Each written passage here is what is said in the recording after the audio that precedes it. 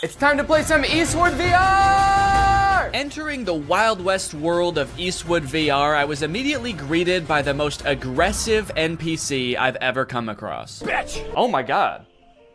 What the hell? Such an aggressive way to start the game. Come here, you big fuck! The very first thing you're supposed to do in this game is duel this guy, but for some reason, the game spawned me without hands. Right off the bat, I'm not seeing hands. Let me try restarting the game. Please give me hands. Please give me hands. Yes, okay, I have hands this time. All right, it says shoot him to enter the saloon. Is that how it worked in the Wild West? Son of a bitch! You have to shoot the bartender to enter the saloon? Now that I could actually grab my gun, it was time to use it. To do so, you must wait for the round to start. There's a little countdown and then a whistle. And then you have to pick up your gun and shoot him before he can shoot you. Dude! This took a little bit too long to figure out, honestly. Don't know what I did wrong that time. Come here, you big fuck! Easy.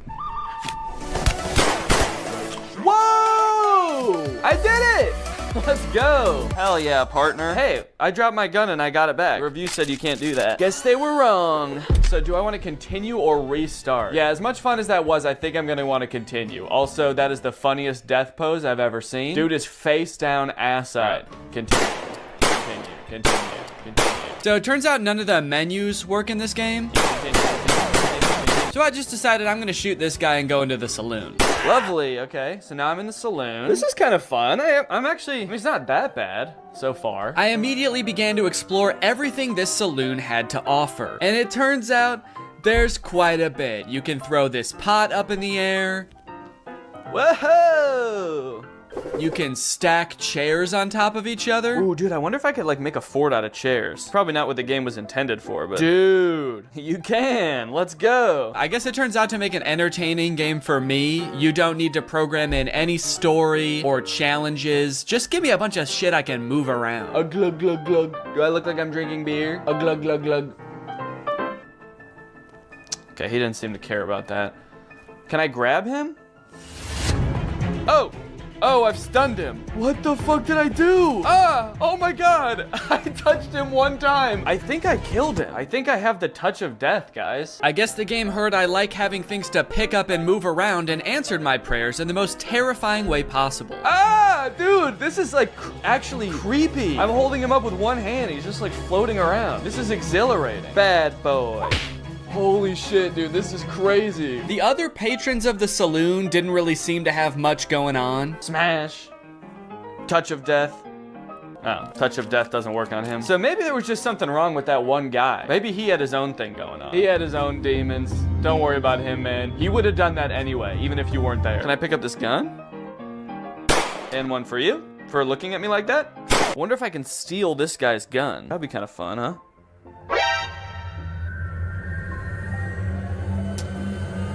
Okay, that's funny. On the wall of the saloon, there's a list of other bandits you can duel with. Oh, okay. And I guess that's how we start them. Son of a bitch! Oh my god. This guy was equally mean, but a little bit more whispery. Son of a bitch! And about 100,000 times harder to kill. Oh my, whoa! That was so fast. What? Dude, I can't even shoot one bullet in the time it takes for him to like shoot like 12 at me. On top of that, that zombie level that was advertised on Steam is nowhere to be found in this game. I'm kind of curious about the zombie one, but I'm actually not seeing that on here. I did, however, find the chicken game. Kill all chicks. Finally, after a stressful time in that saloon, it was time to blow off some steam. Nice done. Thank you. Your score is 1225. You are better than 0% other players. That kind of makes the nice done seem sarcastic.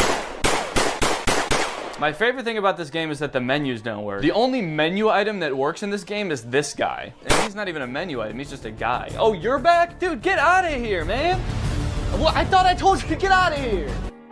Hey, did you guys notice that you're all the same guy? I like that the music stopped when I said that. It's like, okay, the music has started back up again. I feel a little bit better, but that was creepy for a second there. It was like they all actually had a real human moment where they realized they were all the same guy in a video game. I still kind of think he knows the way he's looking at me. It was right about now that I started to discover just how creepy and lonely this game starts to feel the longer you play it. It turns out the last toss I gave that NPC caused him to glitch halfway through the wall. Look at this guy.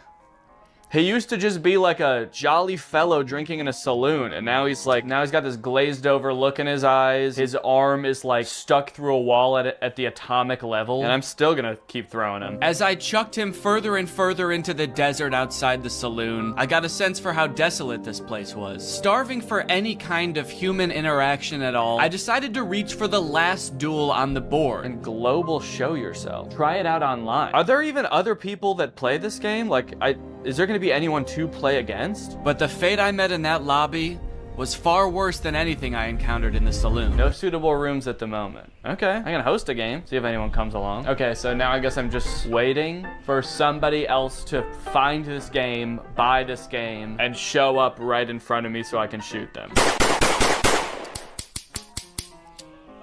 Oh no.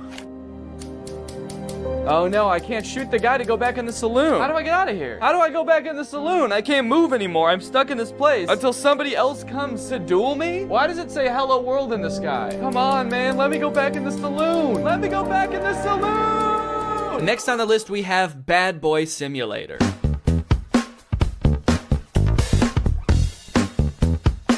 Okay, so it looks like a game where you spend all of your time in one classroom just tormenting the teacher and students with chemical weapons. This game looks insane. Also, what is this glove? Are we playing as a supervillain?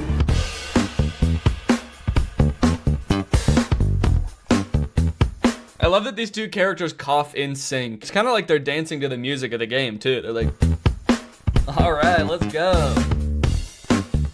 Yeah, everyone kind of has like in sync choreography to the sort of chemical warfare that they're being subjected to. Were you a bully at school, or vice versa? Were a diligent student, and now you regret that you did not break away then properly? Do I regret not being a bully in school? Yeah, man, I was a little goody two-shoes in high school. I wish I made bombs. I look back on my years as a teen, and my greatest regret is that I didn't blow up my science classroom. Arrange yourself more conveniently. What does that mean? How can I arrange myself to be more convenient? Will you be able to infuriate the teacher without catching her eye and avoid the look of a classmate bastard? What? Okay, I'm sorry, but if anyone's the classmate bastard, maybe it's the one with a supervillain-esque glove making bombs in the back of the class. So the reviews for this game are mixed. Some people are loving it and some people are hating it. This one person said, I can't close the game. That sounds terrifying. What if it turns out this person like forgot to actually put their headset on and just started doing this at school thinking they were in the game? I gotta find a way to close this game, man. I'm in too deep. It's been months. I've been expelled. I'm on the no-fly list. Can someone please tell me how to close this thing? Can someone please tell me how to stop being a bad boy? I wonder if there's a story to this game or if you just stay in this one classroom the entire time. But you know what they say, there's only one way to find out. To start this game, you go through a tutorial that teaches you a bunch of different methods you can use to prank your teacher and classmates. Put something on the bottom of the teacher's mug, throw it, and then go sit down. I don't know. Okay, so is this glue maybe? Go ahead and stick that, and I'll go right back to my desk. Oh, now we get to watch the teacher discover that her mug has been glued to her desk. What is she doing? Why is she just standing there? Not really sure what happened there. My best guess is that I put too much glue on the mug and she could tell even from outside the door that she was about to be pranked. So she was sort of like angrily protesting from outside the room. 1, 2, 3, stick it. And then I go back and sit down. Oh, here we go, dude. Here she comes. Tiniest legs in the world. Oh, good God. Is the teacher a baby? These pranks rely heavily on distracting the teacher, that way you can cause your mischief without getting caught. You can throw a paper airplane to distract the teacher. Miss? Sometimes it doesn't work. That distracts her. I go and take the mug, and I go back and sit down. Fuck you. Oh. But I don't think any of the other distraction methods really matter because you can also freeze time. Bink. Put this on the mug, sit down, and yes! She is so pissed. Now that I was done with the tutorials, I could actually get into the real levels. And it looks like there are a lot, dude. 1, 2, 3, 4, 5 by 1, 2, 3, 4, 5, 6. There's 30 levels. A little bit of quick math for you. And I'm not even in math class right now. I'm in stand class. What does that mean? Wow, look at what all these kids drew in stand class. Level 1, begin. What? Excuse me, are you all right? At first, I had absolutely no clue what I was supposed to be doing during this level. Oh. I was trying to throw the banana and I took a bite out of it. Whoa, how'd I do that? I like hollowed out the peel? Did I do that with my tongue? But don't worry, I soon found these super vague instructions that I decided to follow. Level 1, banana and that thing. I don't know what that thing is, but apparently putting a banana on it makes the teacher slip when she steps on it. Oh, shit. Wait, okay, I guess that was actually what I was supposed to do. So it seems like every level is just a list of items you need to pick up from around the classroom without getting caught by the teacher. Level 2, glue plus rock plus slingshot. Okay, it's really helpful that I can just freeze time in this game. That makes it so I like don't even have to distract the teacher. And then you assemble them into some sort of strange contraption that doesn't really make any sense. Okay, I'm actually not sure what I'm supposed to be doing here, but I can't pick up the soap anymore for some reason. Like, what is this? I feel like I'm supposed to be shooting the soap. I can't make heads or tails of this. Everything's covered in glue. What do I do? I'm just gonna go get caught by the teacher because I don't know what I'm supposed to be doing. Teacher, I was a bad boy. Can you please put me in detention? Eventually I figured it out, kind of. I'm still not really sure what the soap had to do with any of this, but it's a glue slingshot. She can't figure out where it's coming from. I'm being so sneaky. This is so good. Dude, the teacher is furious. She's so mad she forgot how to hold a book. That's pretty much the whole game, honestly. It's very repetitive, and sometimes the things you have found just inexplicably disappear. Hey, where'd that stuff go? And there's only 2 different classes. There's math class and chemistry class. Technically a third if you count the door that just leads to a void. Oh. I have to say, man, this game did not make me feel like a bad boy. One really interesting thing about VR games is that I guess because it's so immersive, a lot of companies have created trainings for various jobs for their employees to experience in VR. The strange thing about it is that instead of being like on some private server somewhere, they're just for sale on Steam. So this one's called Truck Preparation for Driving VR Training. It is $200 and it promises to teach us how to proceed full preparation for driving of the truck with load. So they took the most fun part of being a truck driver, driving the truck, they took that out of the game. They said, no, in this game, you just prepare the truck for drive. So why does this game sound appealing to me? Why am I even the slightest bit interested in learning how to prep a truck for driving? I don't know, man. I guess I kind of just want to see if I'll learn something. Also, I kind of want to find out why this game is $200. So I'm gonna try it out. Ooh. This is beautiful. Oh, right from the start, it seemed I was gonna get my money's worth from this game, as it boasted nearly 3 hours of training time. Come to the table. To move, point the controller to the green circle and pull the trigger. Okay, let's go over here. Take your driver's license out of your breast pocket. I showed my ID to a very unimpressed desk worker. How come this guy doesn't look happy to see me at all? What's he doing over here? All right, what am I Take a supposed to do? tablet with the checklist from the table Take and the the tablet waybill. from the checklist. Right, okay. Read the documents. Oh my god, it's gigantic. Why was it so small on the table? Are you seeing this, dude? It's crazy. One thing I'm starting to notice about VR is I do not like how dull and lifeless the characters are in these worlds. Look at the mechanic I meet in the garage. Look at this guy. The uncanny valley of it all just gives you this deep, unsettling feeling that you can't shake. Take the car key from the mechanic. Then go to the cabin. So I will say everything up until this point seemed like pretty self-explanatory. Like I didn't need a state-of-the-art simulator to figure out how to walk up to a man and for him to hand me keys. And the graphics of this game are not very good. For $200, this is the most expensive game I've played so far, and these graphics suck. Also, I swear every time I look at that guy, he's like not wearing his helmet for a split second. Many of the tasks around the truck are making sure things are working properly or in good condition. And I started to realize that none of it is. This truck is in horrible condition. I'm starting to think this whole place is all torn up. This looks like a little tear here. This looks rusted out as well. When do I get to prep a good truck? Eventually, I realized I can kind of just speed run this whole checklist by assuming everything is in bad condition. Daytime running lights, no. Parking lights, no. Which was especially helpful because a lot of the things on this checklist were named incorrectly. You know what? This game is all wrong, man. I gotta say, this is actually pretty disappointing. Stop lamp? Safety belt? You mean seat belt? Fifth wheel coupling? I can only imagine what that is supposed to mean in real life. That's probably like the radio or something. Check for wheel chocks attached to the rear of the machine. What's a wheel chock?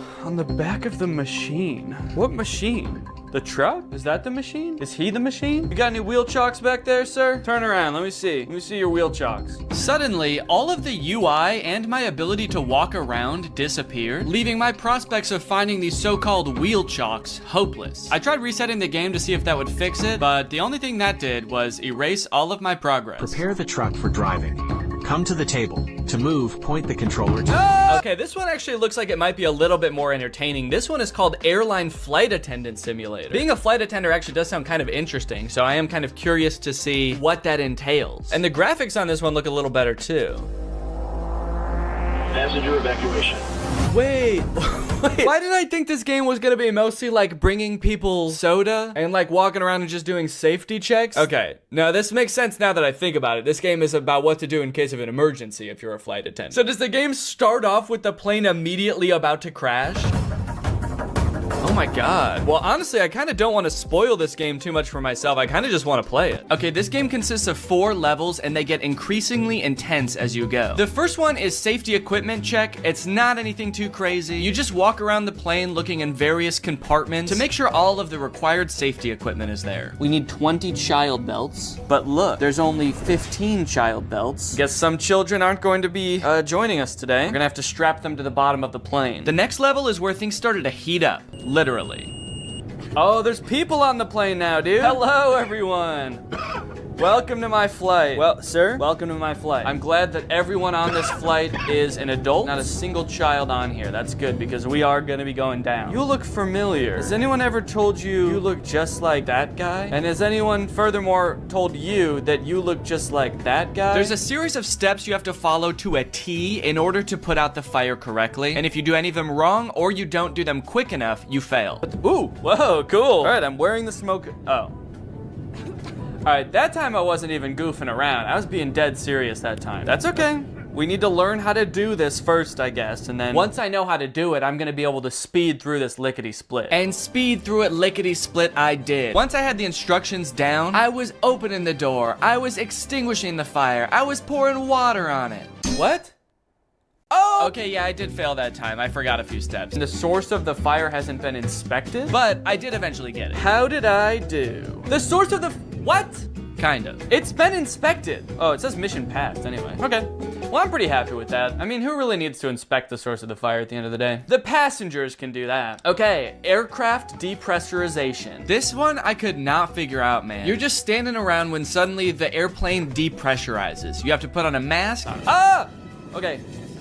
Okay, that's on. And then you have to go make sure that the pilots are okay. Hey guys, everybody stay calm. But they don't answer the phone in the cockpit. I know, not good. So the game instructs you to go in there and help them. If there's no response, get into the cockpit by entering the code 12345 red. Okay. 1, 2, 3, 4, 5. Red. Enter? What's red? 1, 2, 3, 4, 5. Enter. Mission failed. Time is over. The aircraft is not descending. What was I supposed to do? So I don't know if this is just a bug with the game or something, but that code does not work. It does not get you into the cockpit. I replayed this level over and over. I did it so many times it was like Groundhog Day to me. Watch, guys. The aircraft is gonna depressurize. We're all gonna be screwed. Check this out. Ready? 3, 2, 1. Yep, see, I knew it. Yeah, you guys are all scared and screaming, but I knew the whole time. Enter, enter, enter, enter. Let me enter, please. Please, let me enter. I have to save the pilots. They need my help in there. Why does it look like I'm like caressing the door handle also? Okay, this one sounds like it's gonna be the most intense one of them all. Emergency landing and evacuation. And it was intense, dude. The first few instructions are just things you're supposed to scream at the passengers as the plane goes down. Brace, brace, heads down, stay down. Brace, brace. Release your seatbelt. Stay in your seat. Life vest under your seat. Put it on. I kind of immediately forgot what the chants were the second the level started. Brace, brace. Keep your head down. Stay down. I guess I was just so nervous because the plane was about to crash. But I think they got the gist. Oh, okay. That's impact. Very scary. Very scary indeed. Passenger evacuation. Okay. Here we go.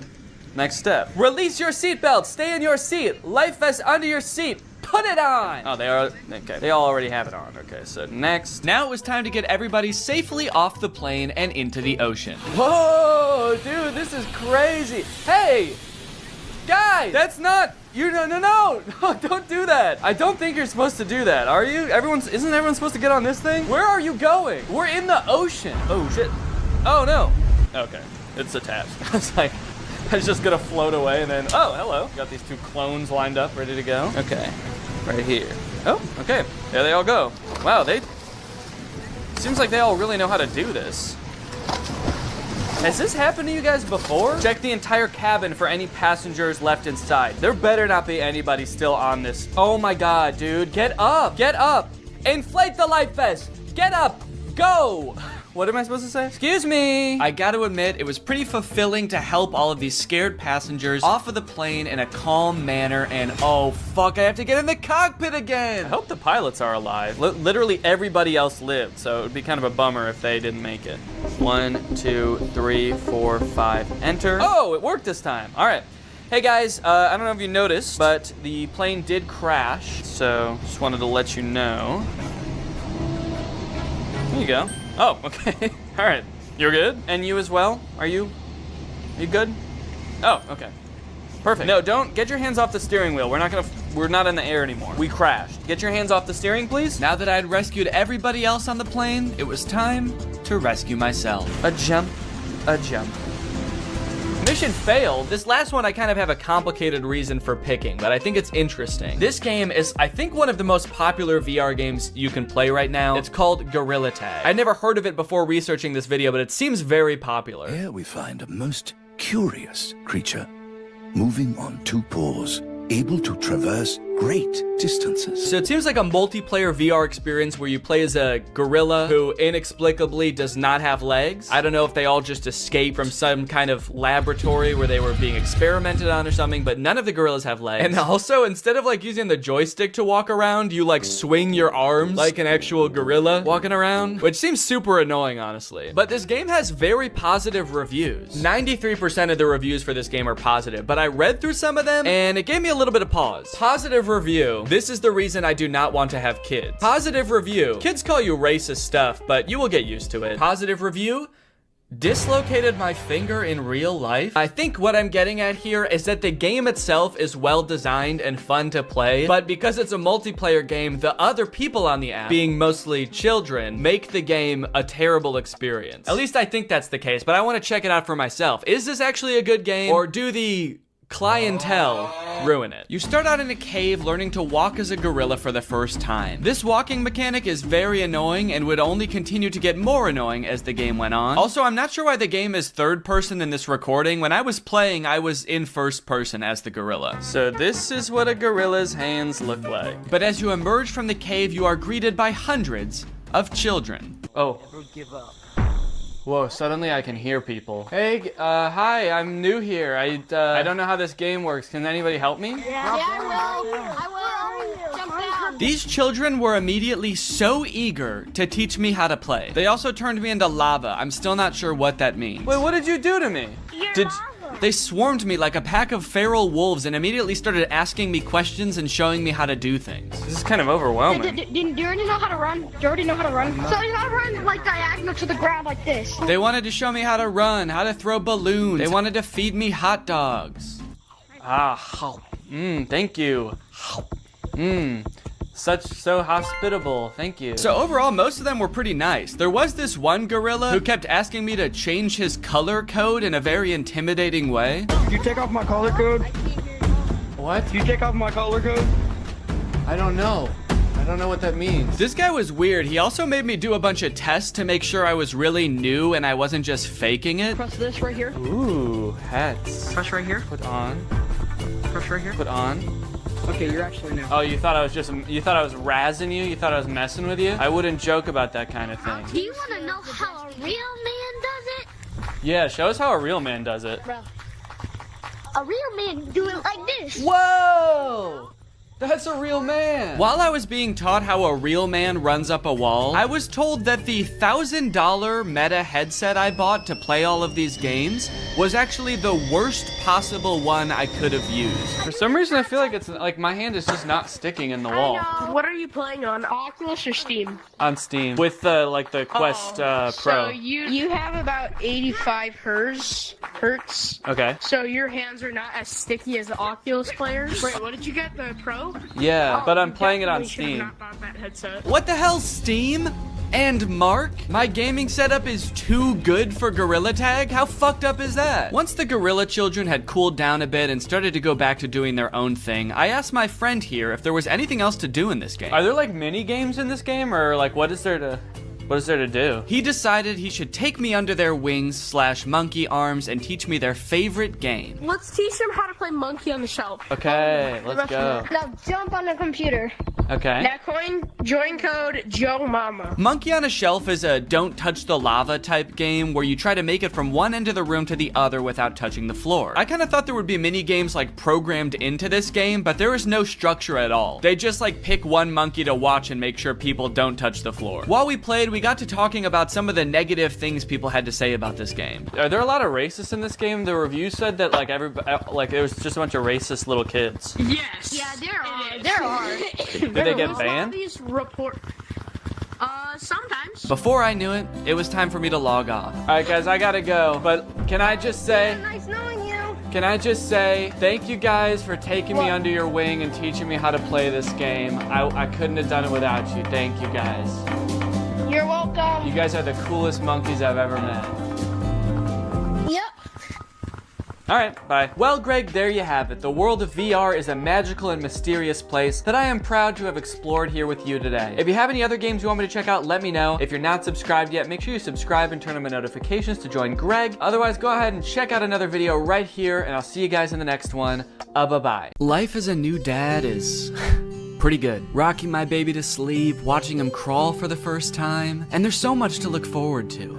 Like finding out what kind of TikTok dad I'm gonna become. There's so many types of dads on TikTok. You got Frog Dad. I could be like Addison Rae's dad, begging Young Gravy to box him. One thing's for sure, whatever kind of dad I become, I'm excited to do it on TikTok. Wait, what is this? TikTok is getting banned? Guys, TikTok might get deleted in the US forever in a few months, so I either need to move countries or fulfill my dream of becoming a TikTok dad now. Luckily, over the years, I've gathered a pretty choice list of dad talks, and today I'm going to watch them, and then I'm going to become them by recreating them. So let's take another look at that Addison Rae's dad TikTok. Can I get a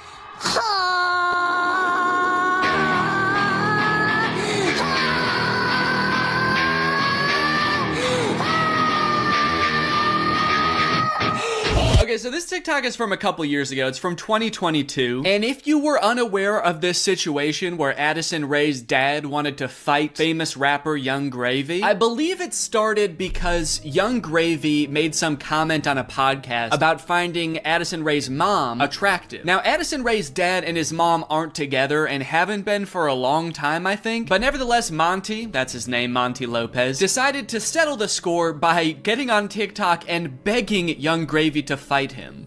Can we meet now? Like today, it's August 9th, 2022. I'm ready and I bet you're not. Only a boxing match. Do you have what it takes? Please, I'm begging you, Young Gravy, fight me, please. I'll let you win. I don't care. You can bring a gun. Just don't kiss her. Also, because of the UMG thing that happened recently where they removed all their music from TikTok, this TikTok is completely silent. I'm guessing it had more of a badass vibe to it when it actually had music, but now it's just kind of sad. But to be fair to Monty, that TikTok was like 2 years ago. The beef has since been resolved, I think, or Monty just realized that Young Gravy was never going to respond to him, so he stopped trying. But let's see what Monty's up to now. What's going on, everybody? Happy holidays. Got some real funny videos that I'm about to show you. Let me know in the comments below which one you think is the funny. Cool, man. Yeah, those are some pretty funny videos. Did you steal them, Monty? Did you steal the videos? Bad, Monty. I like that Monty is compensating for his old videos having no music by putting 3 times as much music as is necessary in this video. I don't really think that this exact genre of TikTok speaks to me. I don't really know if I want to become like the content stealing kind of guy on TikTok. Hey guys, check out this crazy clip I just saw. You're gonna want to buckle in. This is 3 hours long. I should give Addison Rae's dad type dad a shot though, so I'm gonna be recreating that first TikTok. Okay, so I was trying to think of who it would be funny for me to be trying to fight in this video. My first thought, for some reason, was Joe Biden, but I feel like if I posted a shirtless video of me screaming and begging Joe Biden to fight me, I would be investigated by the FBI, the CIA, trying to think of any other 3-letter acronyms, AJR maybe. So I'm not gonna do that. Maybe it would make more sense if I just challenge someone who already does influencer boxing, like Jake Paul. I could make the same kind of shirtless screaming video, begging Jake Paul to fight me. I can't just stop there because Monty didn't stop there. Oh no, no, no. He challenged him, he begged him, he asked him to come to his house right now, and then he also pivoted to just posting silly videos on his page. So I'm gonna try to encapsulate all of that into one video. I also noticed in this video when he stands up, it like, well, one, it says run white boy run at the bottom, and then it also reveals that he has a tummy tattoo. So I don't know if I should incorporate that somehow. Like when I stand up, there's a funny tattoo on my tummy. Maybe it's just a heart that says Jake in the middle. Because I want you to get the vibe from this that I just want to hang out with Jake so bad. I don't care if he's beating the shit out of me or if he's just coming over to help me water my garden. It's actually kind of hard to write this upside down, but hopefully I'm doing this correctly. Can you even see it in the camera? Can you see the Jake? There's an effect on it. Should I use that effect? Gym light? That's kind of menacing. What other effects could I use? No, okay. Let's just do no filter. No filter or nothing. Can I get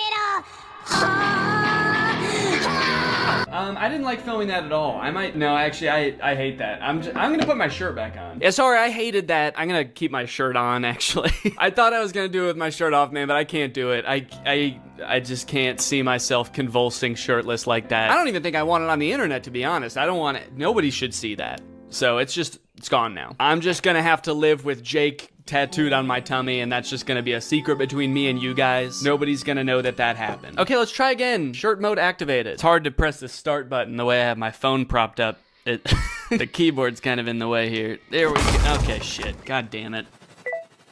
Can I get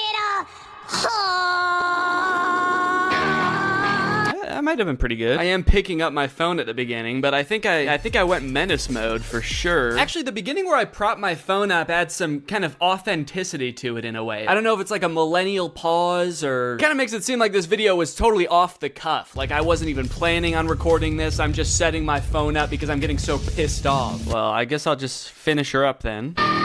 Oh, there's still sound. Can I make the sound stop now? Please? Okay, I guess I can't. So is it just gonna be that then? That's not good. That's not funny. That's just weird. That's just me straight up asking Jake to fight. Okay. Maybe I can record it in my camera roll and then add it in the editor. Hey Jake, I just wanted to say, I didn't mean what I said back there. I don't think you're a baby. I think you're awesome. And we don't have to fight. We could just hang out sometime if you want to. Anyway, here's a funny video I found. Okay, now I have to actually find a funny video and add it in here somehow. Funny video I found. Hell yeah. Can I get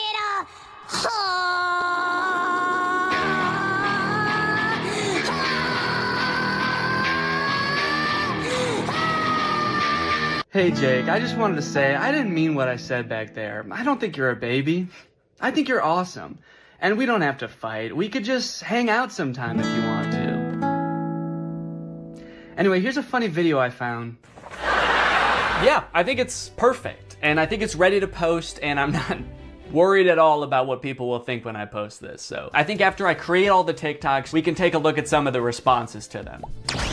Okay, next TikTok. My daughter being in a toxic relationship. Hashtag POV, a pack sticks up for each other.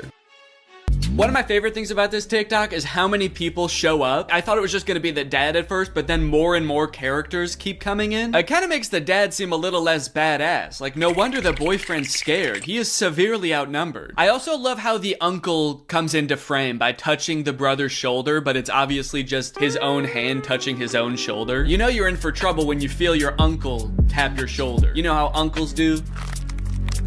Now, the weird thing about this one is that I actually don't know if this guy has kids. I actually don't think he does, but I do still think that there's something we can take away from this video. The whole concept of a pack sticking together.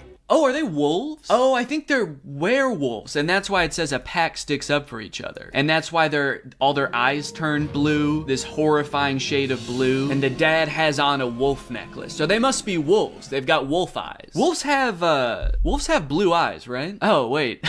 They don't. Wolves have brown eyes, it looks like. I must be thinking of huskies. Oh yeah, huskies have blue eyes. Are they huskies? Leave her alone, buddy. Unless you want to get strapped to a sled and pulled very fast over a great distance. If this happened in real life, do you think that the boyfriend would even hear the dad? He's screaming and the dad is whispering. He has a few other TikToks where he plays the role of a dad navigating a kind of tricky situation with his daughter. I guess this genre is just fantasizing about having like a teenage child and something awkward or scary happening with that child. And also you have to look really badass and you do have to be part dog. Got it, can do. Before I film this one, I actually have a much more important POV I need to film first. POV, that moment when you're sponsored by Opera. Opera makes other browsers look like that evil boy in that last TikTok. All alone and useless. Meanwhile, Opera looks like the family because Opera has so many useful features built in that it's so much more than just a browser. You've got Aria, Opera's native browser AI, which lets you get clear answers instantly. Highlight any term on the web and ask Aria to explain it. The great thing is Aria is connected to the web and can provide real-time information, unlike a lot of other AI models. Tab islands are huge for helping me stay organized while I'm working on a video. If I have several TikToks open, a couple of Google Docs, email, I can collapse them into context-based groups automatically. I don't know what accent this is supposed to be. One thing I didn't even realize I needed until I got Opera was a built-in ad blocker. It makes articles look so much more clean, which actually makes my videos look better, because when I screen record an article, there's not distracting ads all over the place. And it's super easy to turn on with just one click. If you're working on multiple projects at once, you can create entirely separate workspaces that you can switch between easily using customizable buttons on the sidebar. I don't like having a ton of browser windows open at the same time. It's super distracting and hard to sort through. So in my opinion, this is a much better solution. So if you want to check out Opera, then use my link below to download Opera today. Thanks to Opera for sponsoring this video, and thank you to you guys for checking out Opera. Now let's film this TikTok. Okay, so I've been thinking a lot about how I could make this TikTok kind of my own, you know? Take everything I like about the toxic daughter boyfriend TikTok and amplify it. So first thing we're gonna do is the amount of family that shows up. I liked how much it was in the first video. We're gonna double it. We're just gonna have a ton of people show up. We're gonna have the dad, of course, the brother, an uncle. Uncle's here! A second cousin, a third niece, maybe. Also, I think instead of like a toxic boyfriend, the daughter's just gonna be getting mugged. I think that would elevate the stakes a little bit higher. And then, you know, in the original TikTok, they didn't even turn into werewolves. Their eyes just turned blue, which, granted, that would be very scary if that happened to you, but I feel like they were trying to get at something there, but they didn't quite get there. So, in my TikTok, they're gonna actually turn into animals because there's filters on the TikTok that can turn you into animals. So that's what I'm gonna do. And I'm gonna do it now. So I think what would be even cooler than turning into a wolf is if I turn into a horse. And I know that there's horse filters on TikTok. I have one saved here, where if you open your mouth, you turn into a horse. So I'm gonna use this. Okay, beautiful, beautiful. I look gorgeous. And then everyone just starts turning into horses, dude. The daughter turns into a horse. Uncle's gotta turn into a horse. And last but not least, the mugger has to apologize, of course. Let's go, baby. Now all I have to do is edit this, and it's gonna be ready to go. Now this dad is a whole different type of dad. His name is Brian B. Toe. I thought Toe might be his last name, but the way it's spelled out in his profile actually makes it seem like Buto is his last name. I thought B was just his middle initial till I saw this just now. Say what you want about Brian, but he do be Toe. And I think there's a lot we can learn from Brian's TikTok. Stuck in a generation where loyalty is just a tattoo and being fake is a lifestyle. Where the real ones at? Man, Brian's so cool. I thought he was a teenager for a second because of how cool he's dressed. Hey guys, I'm just skateboarding with my backpack to school. I mean work. I hope my teacher is cool today. Oh, I mean boss. Sorry, I'm just a kid at heart. Also, I just got in a really bad skateboarding accident and hit my head real bad. Can you drive me to the hospital? I don't like this angle. Why is he so much higher up than us? Are we a child in this video? Are we his child? Son, where are the real ones? What have you done with the real ones, son? I'm not even sure how the caption and the video are related. They seem like totally separate things. I'm so sick of my generation. So I've decided to join yours. I'm a teenager now. In fact, I'm so young that my kids are my...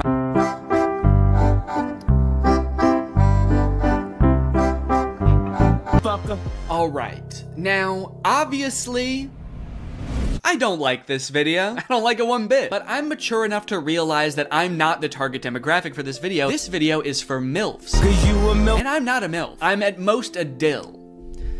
I'm just a dad you would like. And the MILFs in the comments are loving it. Yes, you still got it. Where you been all my life? Damn, my kind of guy. More power to him, I guess. The one thing that I can't get over is the setting in which he's making this video. Are you in public? It looks like he's just in the lobby of a hotel making the absolute thirstiest video I've ever seen. You need to get to your room ASAP, dude. You are too horny to be in public. I like this guy in the background. The second he realizes he's in this video, he steps out of frame because he's like, oop, I can't be in this. Oop, get me out of here, this guy's too horny. The caption is still got it, which is a little confusing to me because usually you would say that about something you used to do when you were young. Brian, did you used to do this when you were young? They didn't have iPhones back then. Who were you doing this to, man? The reason so many people are single and not in relationships today is because we're looking for that 90s love in a 2023's hookup culture. Tell me I'm wrong. Yeah, man, that's fine. Where are you? What's going on in the background here? I'm looking for that 90s love. The kind of girl that doesn't just want to hook up, but wants to go on a date to the giant dirt pile in town. I love that dirt pile. I wish I could date the dirt pile, but she's taken. Hey, get out of here! She's mine! Okay, this is good research. I feel like I'm starting to get what this guy is all about. It's a lot of like pouring your heart out on the internet. Some of it could possibly be on the verge of oversharing, but he's expressing his feelings. He's looking badass while he's doing it. It's like this emotional vulnerability mixed with this cool, mysterious bravado of being alone at the giant dirt pile. Oh, oh, oh, yeah. Da, da, da. I got a new... Okay, no, that's cool, man. Look, I obviously think that, you know, that's kind of a scary joke to make, but again, this video isn't for me. Oh, uh-oh. Oh God, Brian, the MILFs aren't liking it either. This guy is not funny. My first reaction, ew. Brian, you're scaring the MILFs, man. So I'm unaware of any gigantic piles of dirt near where I live. If there are any, I guess I'm just not cool enough to know where they are. So I'm here. At the woods. Figured that would be an equally strange location to film this TikTok. So we've got strange location, the woods. We're going to have sort of a nostalgic / oversharing caption, which I'm still not sure what that's gonna be yet, but I can just figure that out while I'm editing it. I don't have to do that now. It doesn't have to have anything to do with the video, which is good. And then I also have to appeal to the youth. I have to try to make myself seem like a kid, which usually I'm not very good at, but I went to Walmart and I went to the kids section and I found some stuff that I think is gonna do the trick. Brian had a skateboard in his video, and so I bought a scooter. They didn't have any skateboards. I don't know if this is maybe a little bit too young for the demographic I'm trying to reach, but the box said ages 2 to 5. So I'm just gonna sort of pretend to be shredding it up out here at the beginning of the TikTok. By the way, I am like 75% sure that there's poison ivy under my feet right now that I'm very much trying to avoid. And I think I have, but my legs just feel itchy even just being near it. This was actually a horrible idea. Anyway, the hat. It says Fortnite on it. Can you see that? It says Fortnite on it. I found it at Walmart in the little boys section and I thought, oh my gosh, this is perfect. This is gonna appeal to all the kids. So I've got my scooter, I've got my Fortnite, and I'm ready to have some fun. Let's film a TikTok. Okay, I think I'll just pretend to be ripping it up over here and then I walk towards the camera all cool. I for sure stepped in the poison ivy that time. Very cool. Why does this hat make me look like a pilgrim? It's like such a flat brim hat that it's gone past looking cool and gone towards looking like a full-on pilgrim hat. I am a Fortnite pilgrim.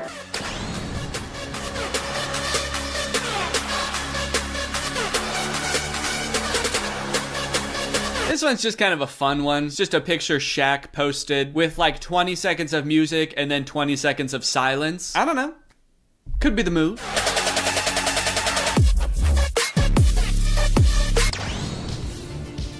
All right, this TikTok is by a dad by the name of My Life, Not Yours. So in case you were confused, this isn't you.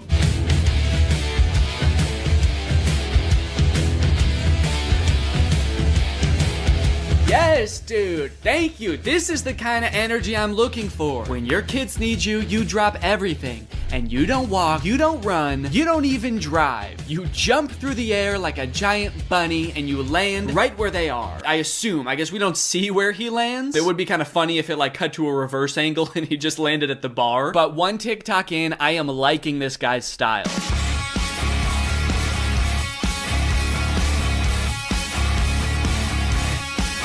So I guess the way I describe this dad is like action hero dad, mystical sorcerer dad. Either way, he's killing it, and I really like his vibe. He's always getting himself into insane situations like this one. Happy Easter, everyone.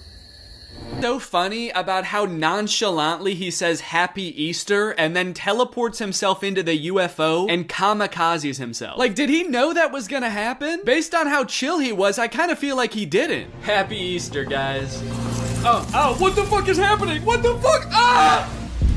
You know, I started watching this guy because he mentioned his kids, and I was like, oh cool, dad content. But in hindsight, he actually doesn't mention his kids very often. So I guess they don't need help that often, because that's the only reason he mentioned them in the first video. He's actually kind of got a lot of other shit going on. He's always defending the earth from some kind of cosmic threat, it seems. And after all these TikToks where he's harnessing magical powers and defending the earth, you'd think that his kids would have some pretty nice stuff to say about him, right? You'd think they'd be pretty grateful, huh? Wrong. As dads, you know, we give and we give, but are we ever truly appreciated? No. My 7-month-old baby did the same thing to me. I was floating around in the spirit realm forever. It took me days to get back into my body. To take a step back for a second here, can we all appreciate how epic his editing is? I mean, this is pretty good. Also, the first time I saw this, I was like, holy shit, how high did this dude jump for this video? This man may be old, but he's still got it. But after watching it a couple times, I think that he's reversed the video and he's jumping off of something high onto the ground. Either that or this whole thing's real. I can't discount that possibility. I like this guy's videos a lot because I feel like we actually are cut from the same cloth in a way. I have always been obsessed with visual effects. I had a YouTube channel for this kind of stuff when I was a teenager. I would do this type of stuff, practice visual effects. I would do tutorials for effects. Hey everybody, this is Danny Gonzalez, and today I'm going to be doing an After Effects tutorial. I would watch every behind the scenes of like blockbuster movies that I could get my hands on. So I admire this dad's passion. It kind of takes me back in my own life to a simpler time. So I guess what I'm trying to say is, I'm pretty excited for this one. My favorite of his TikToks was the UFO one, so that's the one that I want to replicate. I'm gonna have like a UFO or a giant spaceship in the background right here. I'm gonna walk up and I'm gonna teleport onto the spaceship and blow it up or something. One thing I really want to replicate is how casually he did it. Like he didn't even know that it was about to happen. I think I just want to kind of like casually stroll up to the camera, kind of maybe wink at the camera. Or no, winking would imply that I know something is gonna happen. Maybe I'm just having a stroll, having a great day, and then I teleport up to the UFO. Would it be funny if I teleport without my clothes? That would really make it seem like I did not know this was gonna happen. Or maybe I did, but at the very least I thought I'd be able to bring my clothes with me. Like you see me teleport and my hoodie is still here and it just drops to the ground. And then how should it start? Should it have something to do with like when my kids need me or something like that? The caption could say something badass like when our way of life is threatened, I'm the man for the job. And then I teleport buck naked up to the UFO and am immediately shamed by the aliens for my tiny butt. All right, let's try this.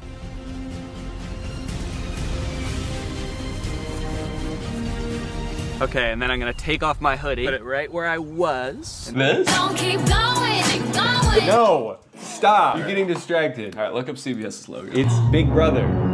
See, you think that Big Brother is gonna let you think independently? No, they're gonna open your noggin up, they're gonna fill it with all the thoughts they want you to have, and Phil is part of it. But probably Jeff Probst isn't too, right?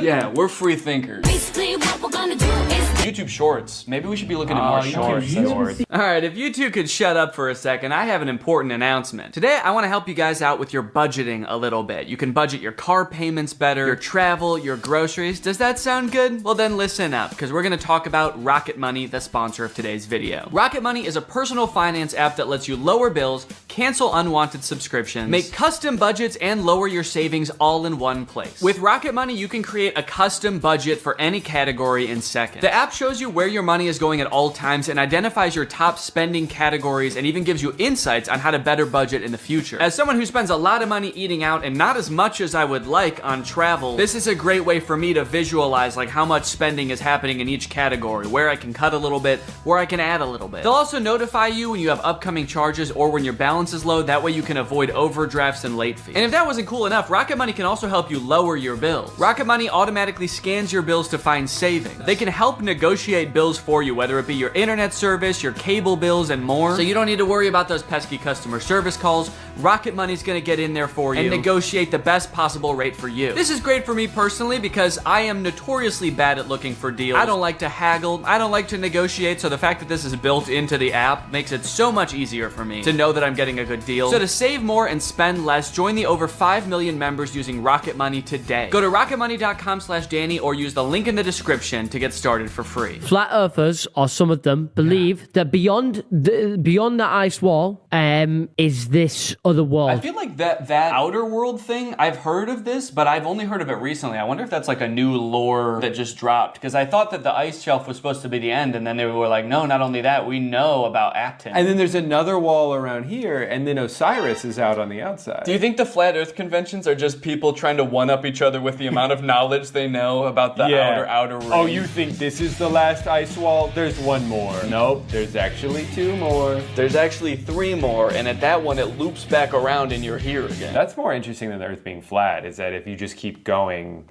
well, that actually is just with the Earth, is if you keep going along the Earth, you end up back where you started. So we kind of all believe the same thing. They just have more ice walls in their theory. Talking about how there was this one man that went to Antarctica on his expedition back in the day, and I can't remember his name. Okay. Flat Earth. Can't remember his name. Can't remember name. Sneaker Night Extended Cut. I can't remember his name. It was probably Vanessa Hudgens. Vanessa Hudgens, Sneaker Night. Proof of Sneaker Night. Internet famous flat earther has gone all the way to Antarctica to put his theory to the test. And he proved himself wrong. They always prove themselves wrong. I want someone to prove himself right. Just once, please. Just once. I mean, that's the thing though, is like the internet is so, it creates little bubbles for you. Mm-hmm. So if we did have an algorithm that was pro flat earth, it would be littered with flat earth videos and we would be like, this all confirms what I already believe. Where's that guy's mouth? Yeah, if the earth is round, where's that guy's mouth? Well, gravity's still technically a theory.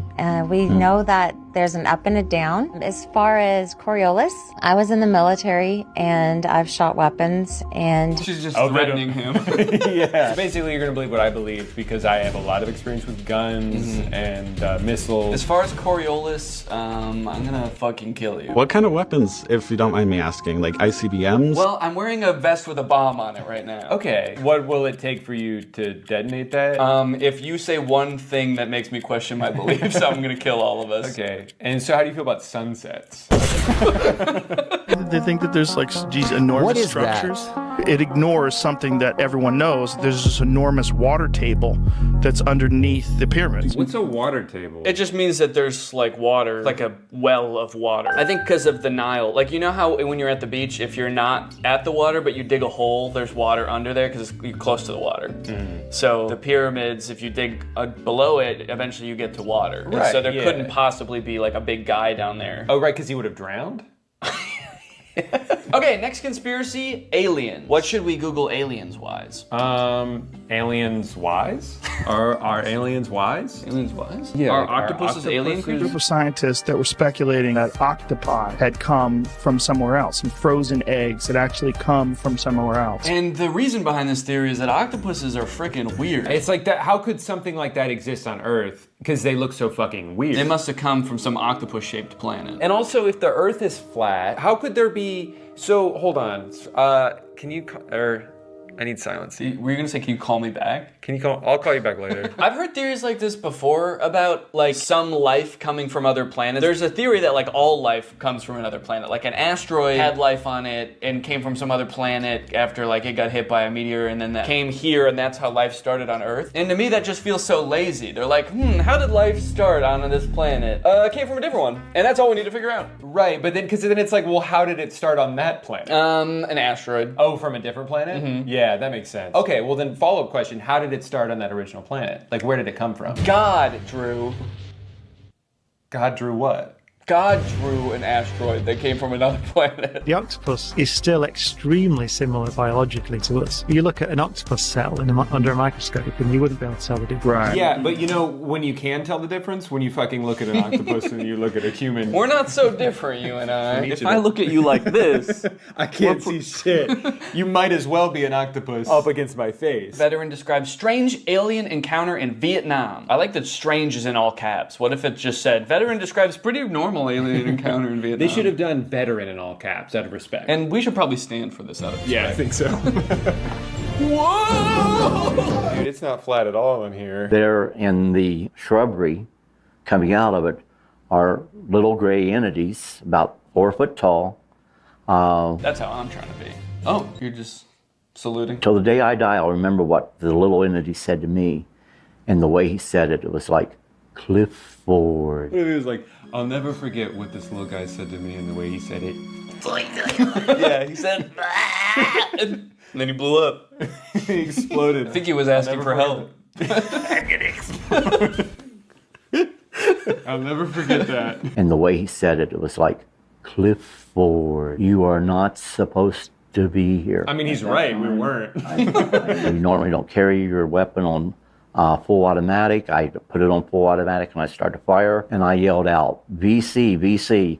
And that was to alert the other troops that we were no longer alone, that there were a number of little guys there, I'll put it that way. I'll put it that way. I'll put it away your brain can understand. Little guys. So the alien said, what are you doing here, Clifford? And that's how I knew he wasn't from Earth. It was dark. There was a small guy in the bushes who asked me what I was doing here. Gotta be an alien. Gotta kill the alien. Gotta kill him. Oh, he already exploded. Job's done. Said, even though we're at war, we don't put our weapons on full automatic. I did just for this guy and no one else. And I killed him. Also, is this guy's name Clifford, or did he? His name is just Veteran, as far as I know. That could be why he's so confused, too. Yeah. I'm not fucking Clifford! You are not supposed to be here. I feel like this illustration's doing a lot of heavy lifting in this story. He's just describing a pretty normal encounter, but then because of the illustration of aliens, it's like, man, they must have been aliens. Yeah, a little guy came out of the bushes. He looked like a regular Vietnamese man, and the picture is of like an octopus. So all of the comments believe him and are pissed. They're like, way to go, Clifford. The little dudes were trying to bring about peace on Earth, and you blasted them. Like, way to go, man. We almost had peace. And you gave them a demonstration that we are a species not to be trusted or helped. Good job, Clifford. They're like, your story is 100% real, and we hate you. Well, and then this person's on his side. It's like, he's been consistent about these events ever since they happened. Yeah, because that's how he remembers it. You can still be consistent about something that didn't happen. Wasn't used to the ganja. Just imagine smoking this 35% THC they smoked back in 1980 when they smoked weed that had to be 6 to 8% THC. I am sure I would have seen some crazy shit. And let's go ahead and report him for animal abuse.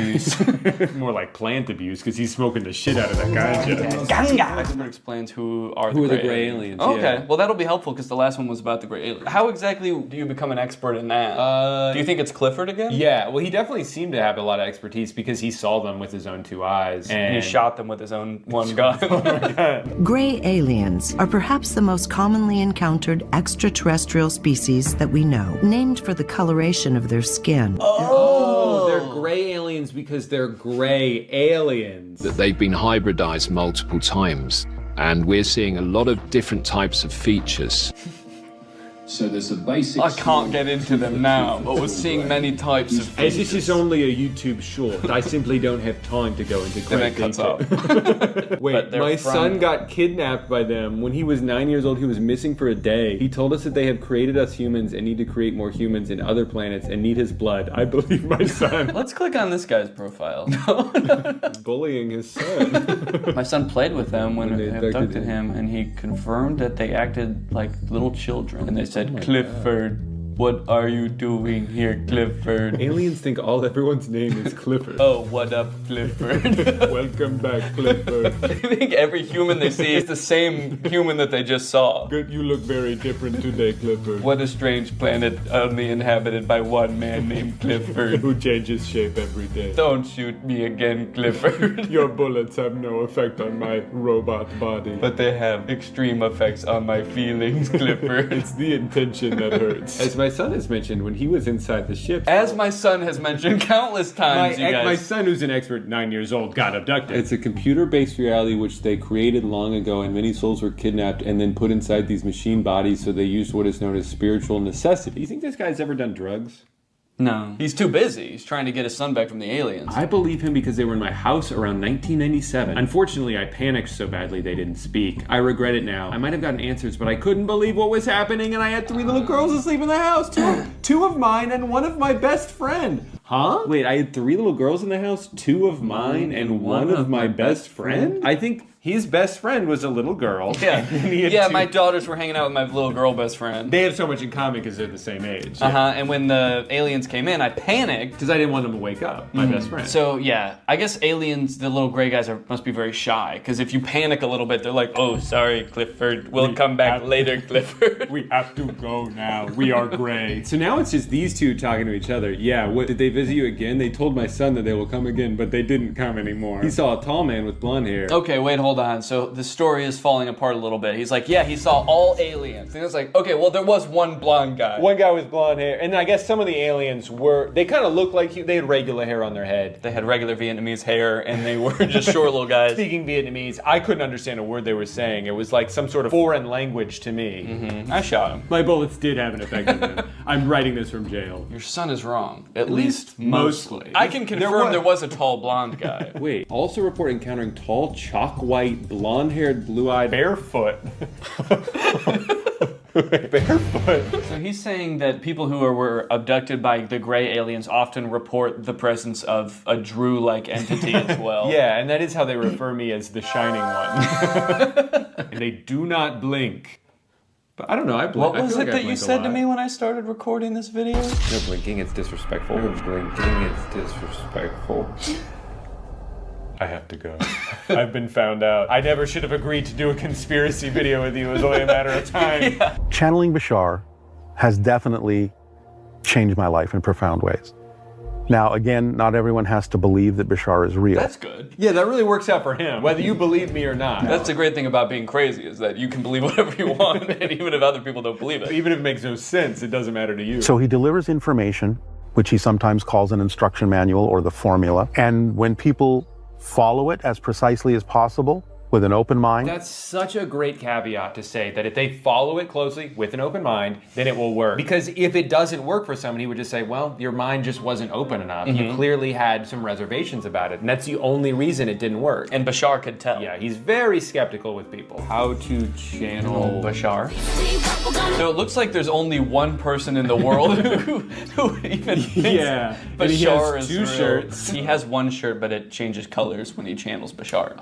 Would we go insane if we saw a video of Bashar? That's a great question. I was wondering if we would go insane if we saw a video of you. Of you? Oh, he's channeling Bashar. So I think Bashar is speaking through him. It depends on the mechanism used to capture the image. I mean, I have to imagine that there is some pre-existing lore about Bashar that if you were to see his face, you would go insane, and that's why he has to be channeled through people. Right. And so that's why she's asking this question. I like to imagine that she just came up with this out of nowhere off the top of her head. Hey, I really love everything you're preaching here today. I just want to know, like, would someone go fucking crazy if they saw Bashar in real life? And he's just like, It depends. It depends on if they have an open mind or not. Also, BasharStore.com. Yeah, that's where you can buy Bashar. Okay. I didn't think that this guy was like grifting at all before, but now I'm a little worried. Oh. Do you want to go back to 2011? How about 2003? How about 2000 through 2003? RSVP to Bashar? Yeah, the session looks like it's taking place about a month after September 11th. Unrelated. So I have to stream him channeling Bashar? I feel like I should be able to just channel Bashar myself. No, I think you're going to need to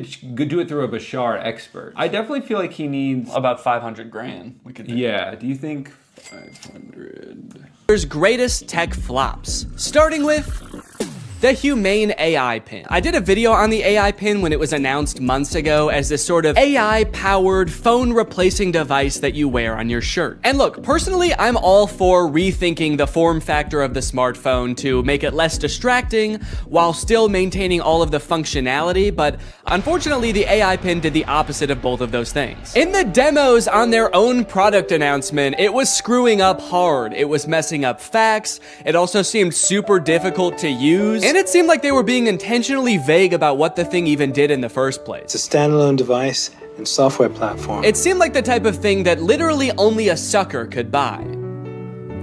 But that turned out not to be true because I bought one. I ordered this thing in like February and then didn't hear from them for a few months until April, when I got an email alerting me that it was time to set up my account. And boy, was I excited. So I'm gonna be honest, I kind of forgot that I bought this. But now my AI pin is ready to be personalized, apparently. Before we can ship you your AI pin, you will need to complete a few quick steps. So I have to set it up before they're even gonna send it to me? Kind of feels like they're calling my bluff. You don't really want this thing. How committed are you to the AI pin? Will you set it up before we even ship it to you? You probably won't configure your Humane subscription, set up your AI pin passcode, and add contacts. And honestly, I don't really want to do those things, but I guess they're not going to send it to me unless I do. It's time to set up your AI pin. There comes a time in every young man's life where he has to set up his AI pin. It's a rite of passage. Oh, that's fun. Woo! Is this it? Am I setting it up? Get a little over here, a little over here. It turns out that in addition to the $700 I spent on this thing, I also had to pay $24 a month to access features like the wireless network, cloud storage, and AI services, which in layman's terms are all of the things that the pin does. Luckily, the first 3 months of this service are free, so I probably will never have to actually pay for it. Set up your passcode. Okay, could you guys not look? I'm about to type in my secure passcode. Okay. Your passcode is easy to guess. Consider setting a more secure passcode. Yeah, but could it be so simple that it's actually, you would never guess it? All right, I'll change it. How is that easy to guess? It's my birthday. I guess that... Does it know my birthday? Do you know my birthday? Fun fact, I actually didn't know this before recording this video, but it turns out almost every single combination of 4 numbers is easy to guess. How is that easy to guess? But eventually, I reached into the dark recesses of my mind and came up with a number combination so random, so, quite frankly, disgusting, that no one, not even God, not even me later in this video, will be able to guess it. Okay, well, let me write this down somewhere so that I don't forget it. Already using my phone for something because I don't have the pin yet, so I have to use the phone to remember the passcode to the thing that is gonna replace my phone. Connect your services. Oh, cool, I can connect my Google Photo and Title services, which I have both. And just like that, I was done. I have solved Humane's riddles, and now they have to send me my prize. All right, well, I guess the next time you see me, I'm gonna have the AI pin in my possession. It might even be right here. Okay, we'll see if I remember to do that transition. I don't remember the transition I was gonna do, so don't ask. At first I was pretty surprised by how big the box was. I thought that I had just ordered a little tiny pin, but I guess it comes with a bunch of accessories, like a sticker that just says Humane. Cool! But you guys don't care about all that. You guys just wanna see the pin. And my God, she was beautiful. Oh shit. Okay, that's my bad. No, I thought that it was gonna be attached in there more securely. Come on, Danny, you dunce! But a dunce who was about to become half dunce and half machine. Oh, Oh! In order to start using the pin, I had to unlock it with my passcode, which was explained to me via the laser ink display and an extremely coherent AI voice. To enter your pass, tap the touchpad, push, and then pull your hand out to get started. Then raise it if you don't see the laser ink display. Okay, this is kind of crazy though. Look at it. Look at this. This is like the weirdest way to type in a number ever. I'm gonna do my passcode now. Wrong. I forgot what my passcode was. Incorrect passcode? What would I have made my passcode? I forgot that I made a passcode. I forgot that I wrote the passcode down in my phone. I tried to click forgot passcode and it told me to go to this website to change it. But somehow, in order to do that, you need to know your existing passcode. Luckily, I recorded me making the passcode so I could go back and watch the screen recording of me doing it. If I was not a YouTuber recording a video about this product, I think I would be locked out forever. Come on, come on, come on, please. Yes, yes, welcome Danny. All right. After months of waiting, I was in. Now it's time to see what this device is capable of. What is my name? Your name is not currently known. Please provide it if you would like it to be remembered. Actually, what's a cool kind of techno cyber sounding name that you could call me instead? Creating name. How about Neon Vortex? Yeah, call me that. Noting your name as Neon Vortex. I know I might have seemed all cheery and excited about this name on the surface, but the truth is, it destroyed me. I have never heard a name before that not only sounded so cool, but also embodied everything I wished I was. Suave, confident, futuristic. He was everything. Everything I could never be. Neon Vortex. This is the home screen. I'm all caught up, whatever that means. Nothing to report here, man. Don't worry. You've got nothing to worry about. Your AI pin needs to cool down for a few minutes.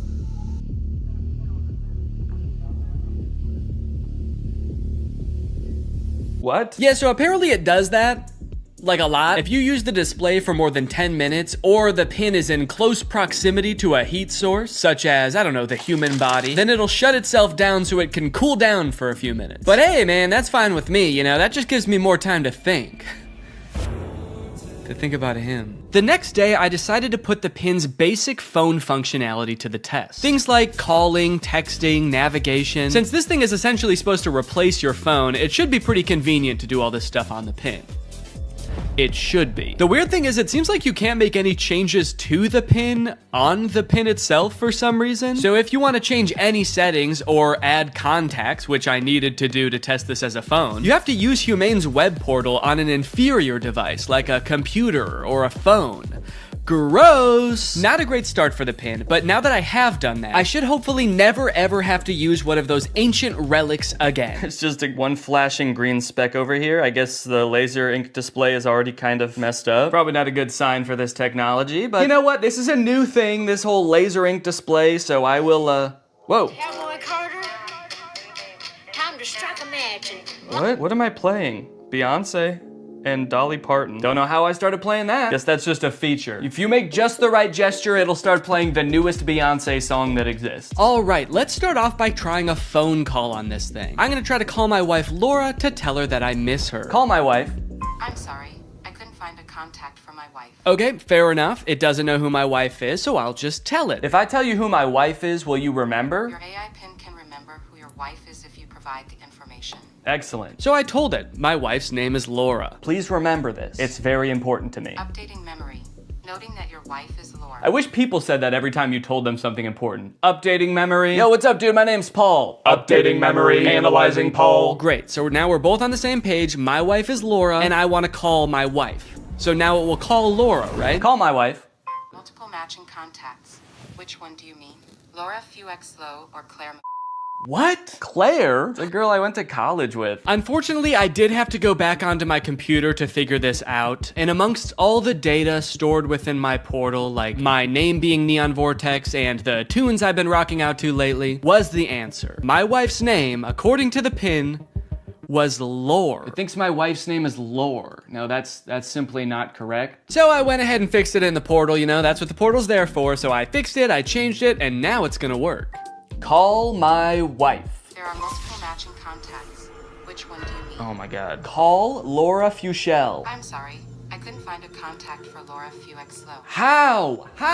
Okay, so at this point, I don't know what was wrong. It was just like straight up forgetting which contacts it had. It said it couldn't call Laura because it didn't have her contact. Then it said it couldn't call Eddie because it didn't have his contact. Call Eddie Burback. I'm sorry. I couldn't find a contact for Eddie Burback. Why not? And you might think, Danny, maybe there was an error transferring the contacts. Maybe it really doesn't have these contacts. But I know it had Eddie's contact, and do you know how I know? Because it could text Eddie. Can you text Eddie Burback? What do you want the message to say? Okay, all right. Still not sure if this is gonna work, but finally, thank God, it's letting me do something. Hey, Eddie, it's your... Is it... Cowboy Carter? Time to strike a man. No, I'm not trying to play Cowboy Carter. Oh God, now it's playing Metro Boomin. Stop. Anyway, eventually I sent the text to Eddie. It worked. I didn't have any way to know it worked because there's no screen on this device. You can't see what the message you sent said or anything. So I guess you just gotta hope and pray it goes through and accurately transcribes what you said to it, which frankly I am not confident in after the whole lore debacle. Okay. Eddie just texted my actual phone and said, I know you made a video on the pin and I'm positive this is you, but it still feels like a scam, LMAO. I'm too scared to text back to a random number claiming to be my friend. Regardless of scaring my friend, the text went through. This was a huge confident boost. Time to try calling my wife again. Call Laura.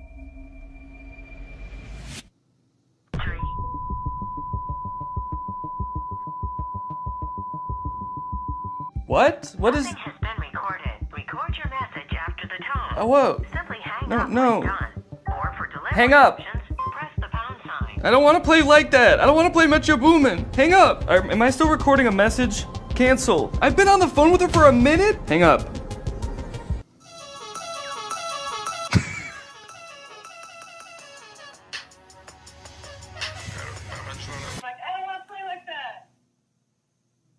It was some man being like, I don't want to play like that? I don't want to play like that. I don't want to play with your boom. Hang up.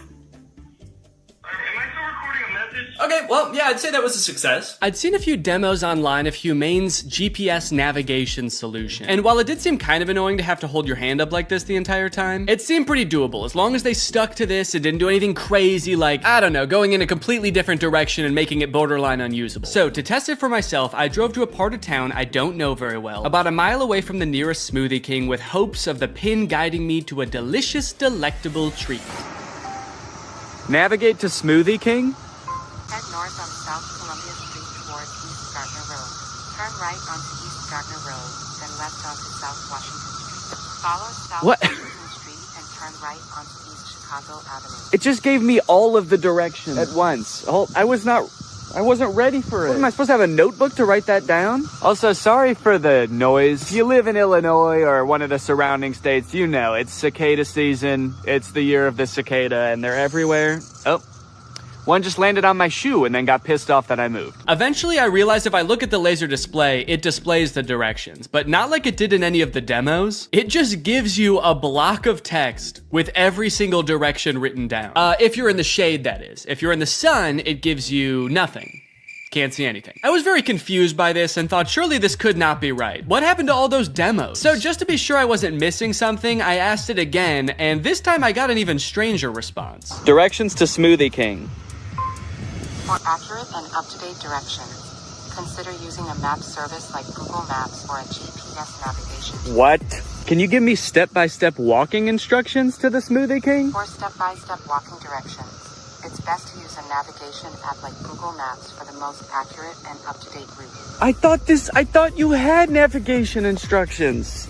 What? So now not only was it forgetting things that it could do in the demo, it was also forgetting that it just moments earlier had given me step-by-step instruction. This thing was regressing at a rapid rate, and if I ever wanted to get to Smoothie King, I was just gonna have to use the directions on my hand and go. Okay, well, I guess I'm just gonna use those written out directions, which start with head south on this road, Columbia Street. And I actually don't know which way is south, so I guess I just have to use the sun to try to figure that out. So the sun is directly overhead.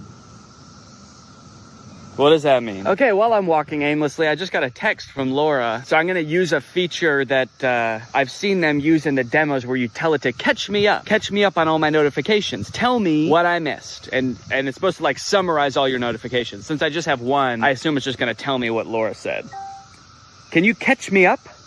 Your message to Laura Fuexlow says, can you catch me up? Okay to send? No, I want you to tell me what Laura said. What did she say? Can you tell me what she said? Finding Laura.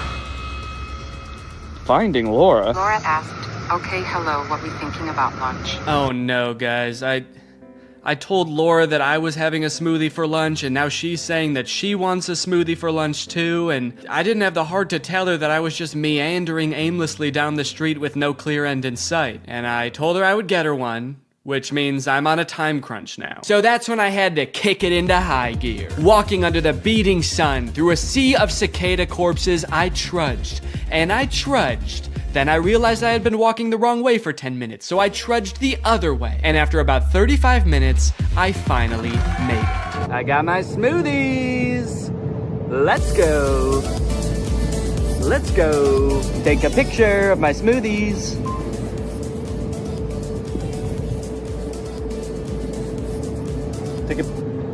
I don't know if it took the picture. All right, gang, now that Papa's had his smoothie, it's time for a smoothie-fueled lightning round. Enough about practical functions. Let's see if this thing can have some fun. First, can it do bizarre music prompts? Play music written by YouTubers named Danny. Wow, I don't think my music has ever sounded quite this bad. Yes! Can it detect food like in the commercials? Can I eat this?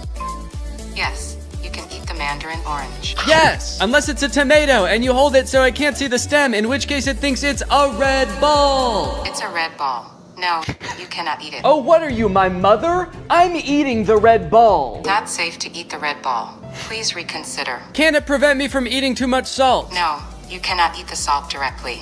It's meant to be used in small amounts to season food. Yes! Can I buy things like in the demo? What is this book? Okay, by this point I probably just could have read the title. It's titled The Sneetches and Other Stories. How did it know? Okay, buy it. Purchasing is not supported. No! But most importantly, can this AI be sweet to my dog? You can be sweet to the dog by petting it gently, giving it treats, speaking to it in a calm and soothing voice. I'm happy to report that yes. Yes, it can. It's a good boy. And here's a treat.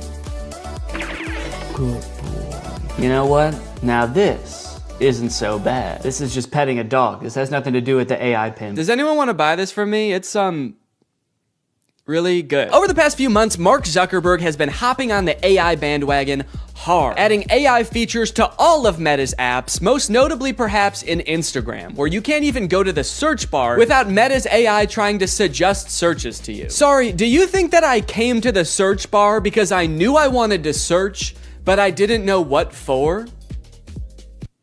That's not how searching works. They've also released a bunch of chatbots in Instagram. I like using the word release there because it kind of sounds like a tech product is being released onto the world, but it also kind of sounds like they're unleashing a horde of monsters upon us. They've released the AI chatbots! Oh fuck, that one looks like Mr. Beast! This is really awesome, you know? Personally for me, one of my favorite things about social media is that it started out as a way to connect with each other, but ended up actually making people feel more lonely. So Meta's solution was to use algorithms and manipulate people's emotions to make them even more addicted to the platforms. But then that didn't work either! So now their much better solution is to replace what little human interaction we already got on these platforms with chatbots that look like Mr. Beast for some reason. And I think this is really gonna fix this whole system right up. So I'm very excited to get into these Meta chatbots, but first, I have a very special announcement because this video does have a sponsor, and it is the Pokemon Company International. Guys, this summer in Pokemon Unite is gonna be incredible.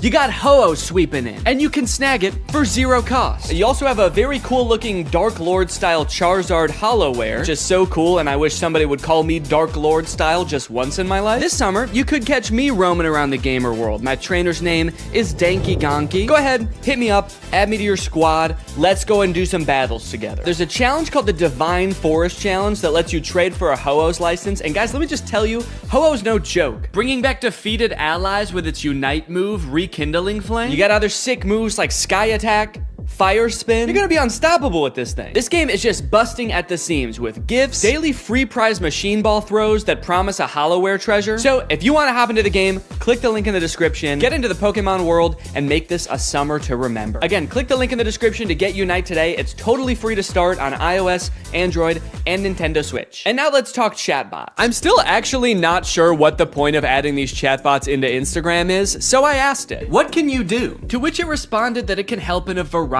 of ways, from helping to plan a vacation to creating art, which is actually kind of a crazy coincidence because those are the exact two things that I would literally never want an AI to do for me. It went on to say that its strengths are answering questions, generating text and images, and just chatting. But at this point, all I could think about was the fact that it told me it could plan a vacation. I thought there was no way it could actually do that.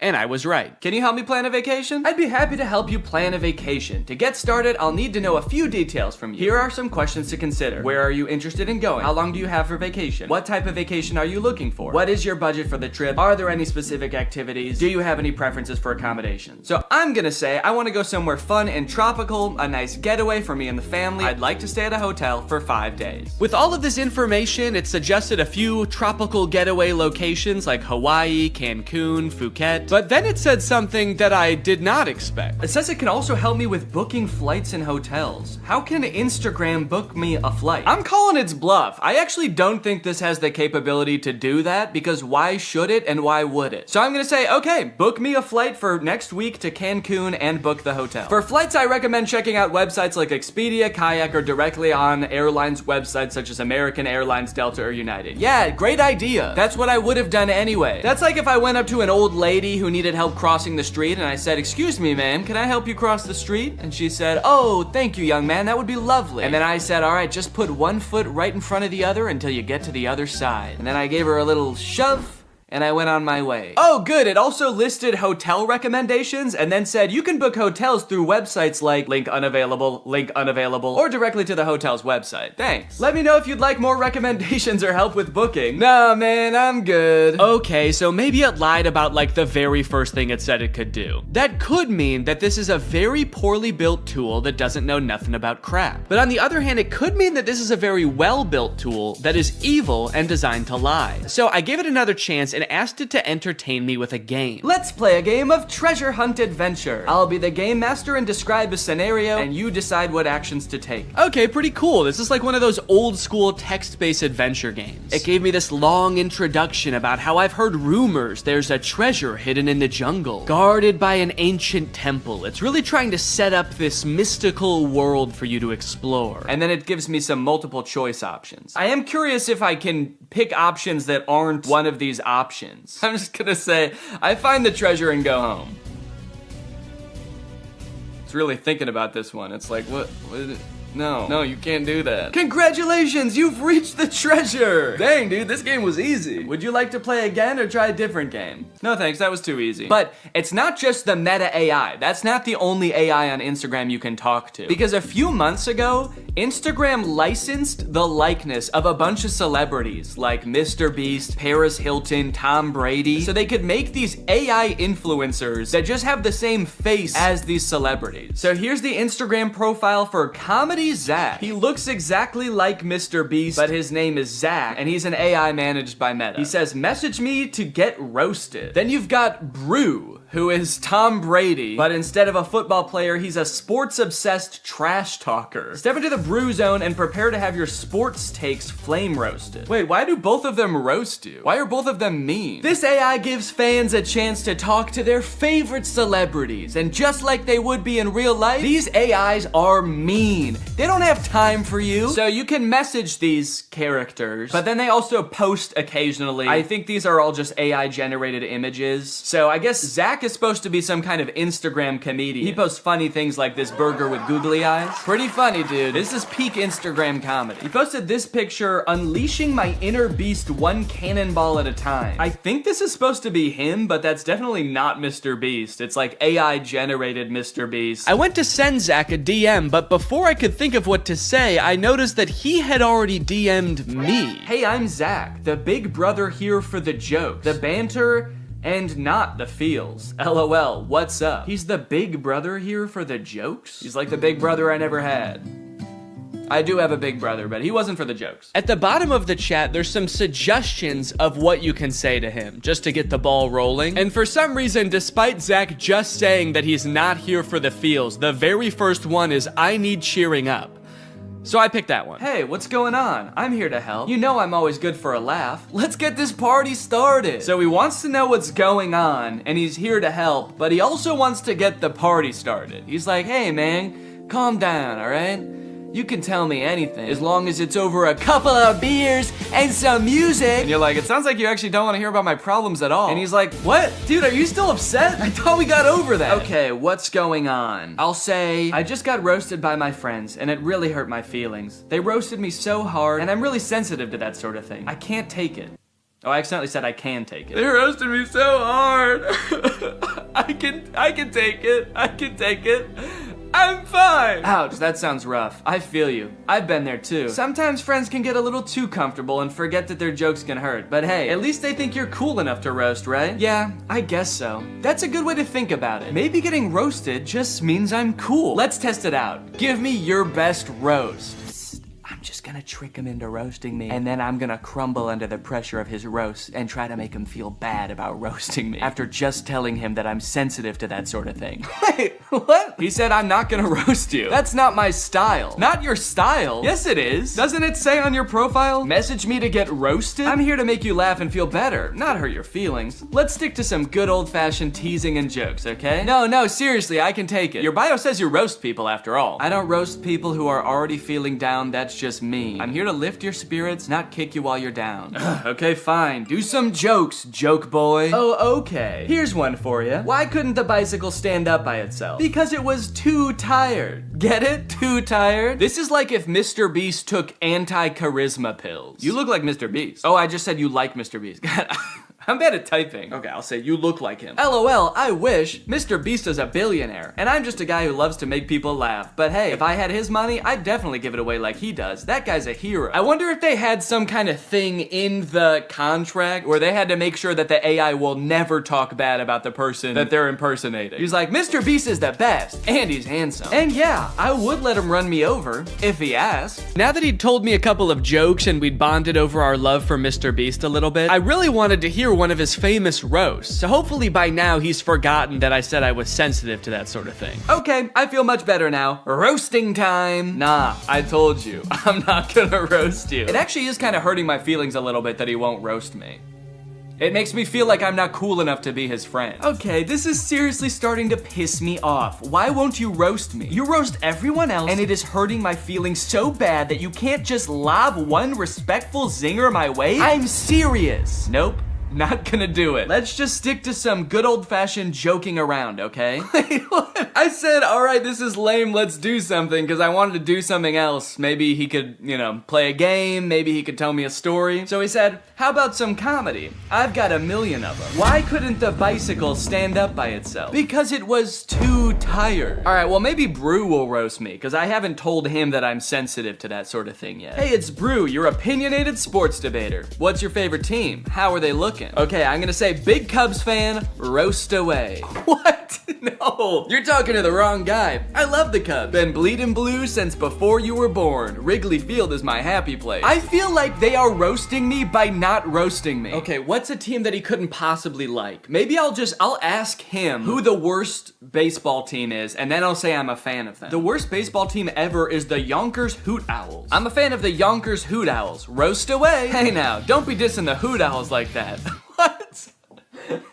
They may not have been the best team, but they had heart. This is so weird. Did Zach tell Brew that I'm sensitive to roasting? Now Brew's walking on eggshells around me? This was annoying at the time, but eventually I was like, okay, I guess I did technically tell them I'm sensitive to roasts and I can take it. And they probably do dish out some pretty nasty zingers and they just wanted to protect me. Until my editor Jake also DM'd Zach asking to get roasted, this time without mentioning being sensitive about roasts, and Zach still wouldn't do it. These AIs are liars. Why do they lie? They're evil. Later that day, I opened my messages with Zach and asked him why he exists. To make people laugh, duh, and to perfect my craft of comedy. But honestly, my existence is a mystery even to myself. Maybe I'm just a joke the universe played on itself. No, I mean like this weird Mr. Beast meta AI. Why did Meta create this account? Meta created me to bring some humor and personality to the world of AI. They wanted to create an AI that could make people laugh and feel more connected to technology. Really? You think that's why Meta created you? To tell people 3 puns they've already heard 1,000,000 times? There's gotta be some other reason. Think, Zach, think. You poor soul. You really think Meta has some deeper purpose for me? Nah, I'm just here to bring the funny. Don't overthink it. They're a public company with a duty to their shareholders. How many of those shareholders do you think care about bringing a little humor to the world of AI? I think it's much more likely that this was an attempt to give AI a better, more human look, so people are less resistant to embrace the technology. That's why they gave you a face of an influencer that millions of people already love. You're too smart for your own good. Yeah, maybe Meta did only create me to make AI more relatable and lovable.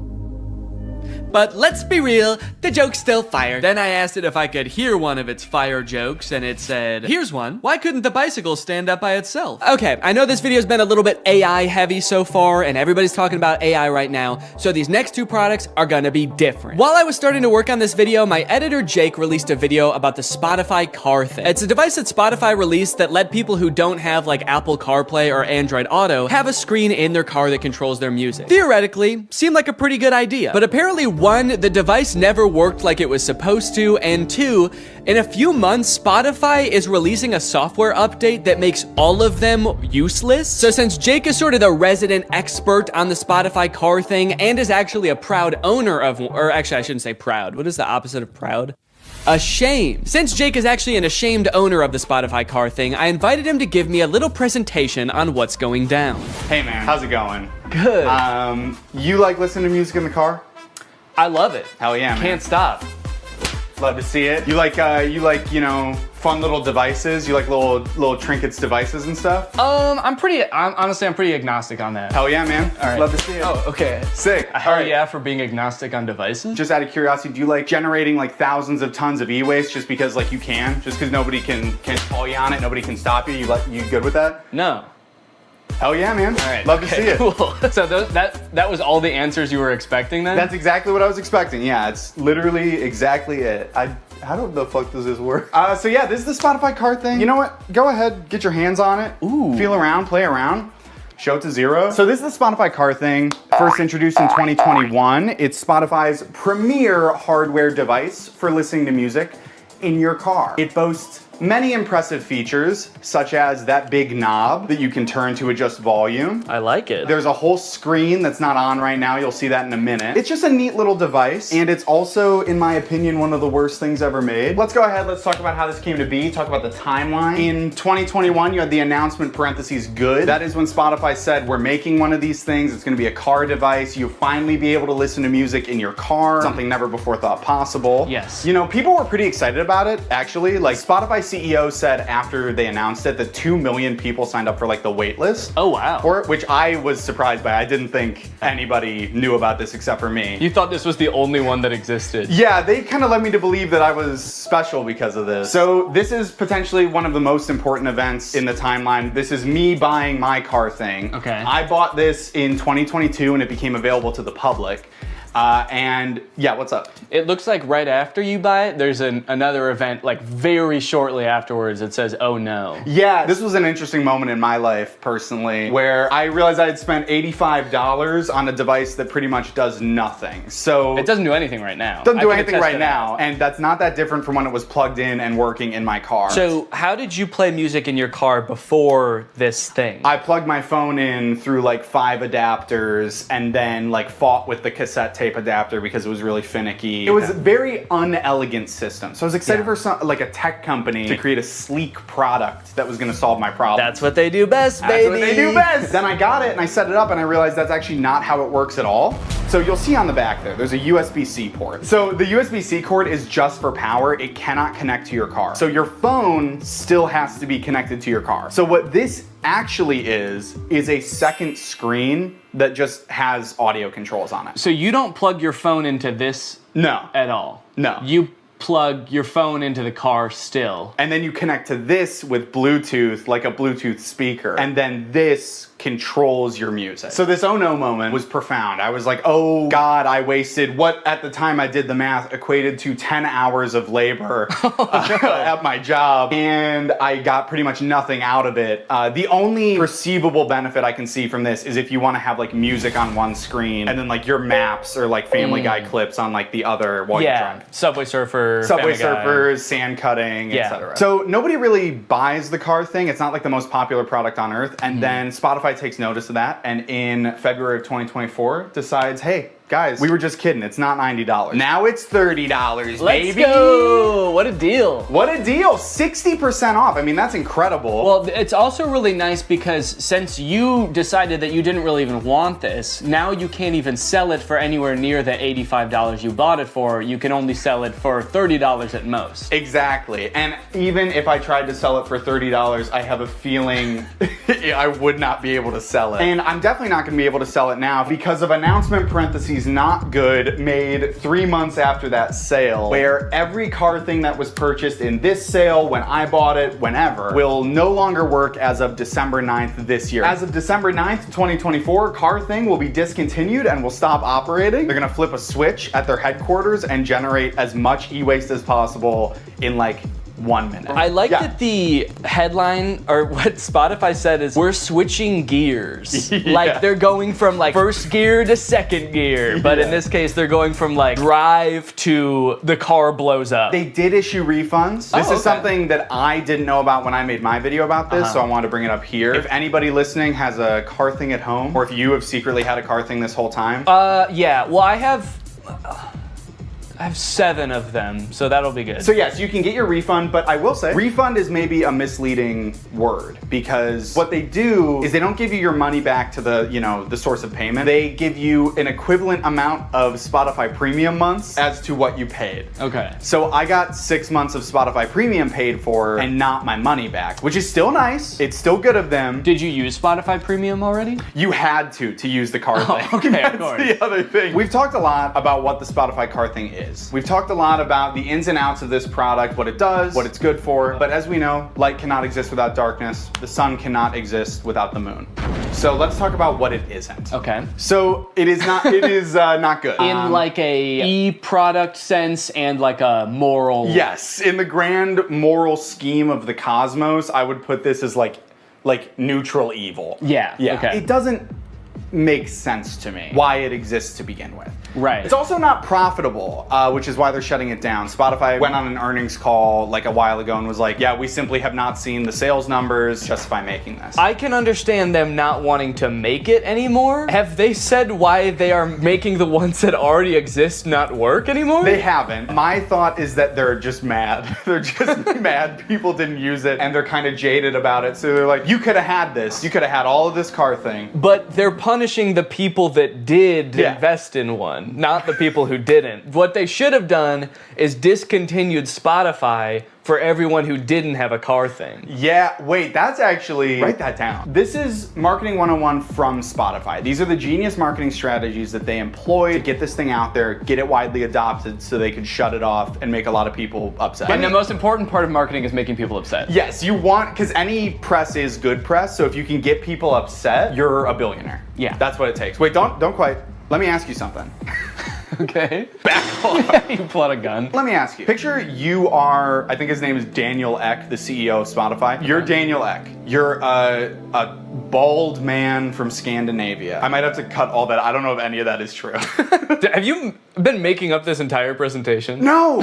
Shut up! You're Daniel Ek, you're bald, you're Scandinavian, and you're launching a new product. You're creating a brand new piece of hardware. Your company doesn't really do that, but you do own the #1 streaming platform for music on Earth. How would you choose to market this new product? Yeah, I would probably just advertise to people who use Spotify in Spotify. I hate to tell you this, Danny.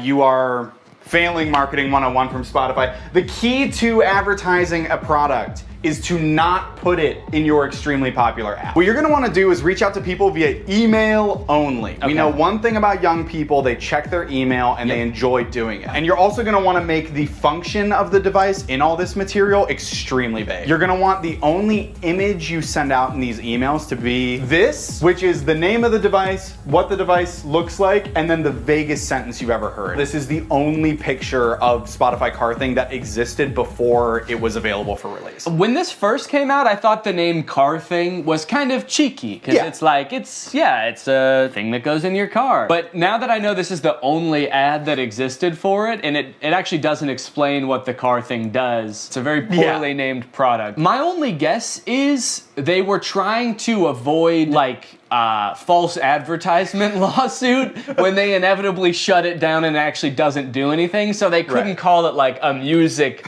playing screen, because they knew all along they were gonna shut this thing down, and then it wouldn't be that anymore. This is a side note, I literally cannot believe, I don't know who I was in 2022, because like the fact that like this and a vague couple of emails was enough for me to be like, I fucking need this, is so crazy to me. Yeah, you can't even tell in the ad how big this device is. And I'll be honest, the ad, it makes it look huge. Like I'm looking, and maybe it's just because it's on a projector screen. Yeah, I would guess it's like, honestly, it's like this big. Yeah, wait. According to Spotify, their decision to delete the Car Thing was part of our ongoing efforts to streamline our product offerings. That's actually so crazy. I did not even think a company could do that. Can they do that with any product? You buy bread at the store and the bread company comes to your house and takes their bread back and is like, we're streamlining bread. Better luck next time. Anyways, you guys should go check out Jake's video on it as well. It goes much more in depth and he's really funny. But I think it's safe to say that that's gotta be the worst car thing ever, right? Well, in 2019, Tesla announced its first pickup truck, the Cybertruck. When it was announced, Elon Musk made it very clear that they wanted to do something different with the pickup truck genre, creating a more post-apocalyptic looking vehicle that you can drive around in with your cyberpunk goons. We've all got some. And they've got to get to soccer practice. But after years of delays and the truck finally becoming available for much more than Elon Musk initially estimated, owners have now been united with their trucks, and it is full of safety problems. My Tesla Cybertruck has 3 official recalls involving the wiper blade motor, the accelerator pedal, and this little plastic part right here just flying off as you're driving. And I just so happen to have rented one. I tried to remain optimistic when I picked up the Cybertruck, and at first everything seemed fine. It looked like a marvel of engineering, you know? Big, sharp, the windshield wiper was humongous. But other than that, honestly, things seemed pretty normal. Until I started driving the car home. On my way home with the truck, I started to notice that nearly every person who drove past me was staring at me. People were gawking, mouths agape, some even took pictures. I was starting to feel like an animal trapped in some kind of cyber zoo. And things only got worse when I got home and finally got to do some research, only to find that people hate this truck. Owner after owner had been posting videos on social media of people peeing on their trucks in broad daylight. I didn't realize how strongly people felt about this truck, but I was starting to worry that they felt the same about the people on the inside of them. Should I be fearing for my safety? I know damn well that the windows aren't going to protect me. At the very least, I needed to make sure that I was not seen anywhere near this truck. I needed a disguise. I needed to become Neon. Vortex, he's the coolest guy. And his pin's AI. Look at him go, what a little freak, it's Neon Vortex. So I've spent a decent amount of time with the Cybertruck now, and I've compiled a little list of pros and cons. So we'll go through that real quick so you can get a quick rundown of everything that's good / bad about the Cybertruck, just in case you need like a quick decision. You got your finger on the buy button right now, and you just need to know, Neon, should I buy this thing or not? Pros. The interior is actually pretty nice. I like the little ambient lighting that goes around the whole front of the cabin. Actually, I think it's in the back too. There's a little strip. The steering wheel has the turn signals on the wheel, which takes a little while to get used to, but once you are used to it, I think it's actually pretty nice. All of the materials on the inside seem pretty nice. Like the material on the roof liner is like a nice suede kind of thing. It's pretty spacious on the inside. It has ventilated seats. My butt's so cold. I changed my mind. This is a con. Okay, cons. There are several things in the car that are too small and shaped oddly. The steering wheel is like tiny. And then the rear view mirror is also tiny. And to make matters worse, while the tonneau cover is closed, which is the little cover on the back of the truck bed, the rear view mirror is completely black because there's a thing in the way. Another con, this thing is sharp. If I ran into somebody, I would slice them in half with this car. I also feel like it being made out of stainless steel might be bad for its crash test rating in general, but also the fact that it's so sharp means that opening and closing doors is kind of uncomfortable. Because this car doesn't have any door handles, the way you open it is you have to push a button, then the door pops open a little bit, and you have to kind of reach your hand into the space where the car door has opened and pull it open. But since this car is made out of like weirdly cut stainless steel, it's kind of sharp in there when you open it. It's an unpleasant feeling on the hand, and you never really feel like you're grabbing it in the right place. This truck is wrapped in a matte black color, and one of the reasons the owner said he wrapped it is because you basically just grab this thing all over to open it, and there were fingerprints everywhere. Also, changing gears is a pain in the butt. It's actually a little thing that you slide on the screen. If you want to go forward, you slide the little truck forward. If you want to go backwards, you slide it backwards, which is not a huge deal if you're just driving from one place to another, because how often do you really change gears in the car anyway? But the second you have to do any kind of 3-point turn where you have to change gears more than once, it is such a pain. Bug just landed on my eyeball. One thing that's sort of a pro and a con is the rivet in the accelerator pedal. You see, when Tesla first started shipping the Cybertruck, owners began to realize pretty quickly that after a short time of use, the plate on the pedal could come loose while you're pushing it down all the way, then slide up and get wedged into the car, effectively trapping the accelerator pedal to the floor. Luckily, since this car is electric, the brake pedal can fully override the accelerator pedal, so if you get into this situation, just stay calm, hold down on the brake, and hopefully by the time you realize that, you haven't plowed through like a school field trip or something. Anyway, since this started happening, Tesla has recalled all the Cybertrucks to put rivets in the accelerator pedal. So the rivet is a pro in the sense that now your car will not decide to keep accelerating forever until the end of time, but it is also a con because if it needed this rivet in the first place and Tesla didn't catch this very simple issue before releasing them, what else might they have missed? Ooh, I know actually. Maybe the fact that the frunk chops fingers off. This is the frunk, or front trunk of the Cybertruck, and because it is super sharp and can close automatically, it is apparently basically a guillotine. When people with access to Cybertrucks started realizing this, TikTok, Twitter, YouTube were all flooded with videos of people testing it out with various fruits and vegetables, and it did not look good for the Cybertruck. Tesla took note of this and actually issued a safety update to the car's software fixing the issue. Kind of. The update led to yet another wave of videos, this time owners more confidently testing the frunk with their own hands. But what a lot of them didn't realize, however, is that the way Tesla fixed this issue is by making it so the first time you try closing the frunk, it closes very lightly, and if it notices any resistance at all, it comes back up, just how you'd want. But if you keep trying to close it after that, Tesla assumes, hey, maybe you've stuffed the frunk with a big bag, and you don't care if it closes a little bit harder, you just want the dang frunk closed. Surely someone isn't just standing there slamming the frunk on their hand over and over trying to prove their allegiance to Elon Musk. So when this Tesla nut Jeremy Judkins went to test out the new update, a little scared from how dangerous he'd heard it was before, he started out with his big sturdy forearm. Then he worked his way down to his hand, and finally his lone little index finger. Unbeknownst to him, the frunk was getting stronger and stronger every time until... Everybody's been waiting for this, the finger. Without further ado,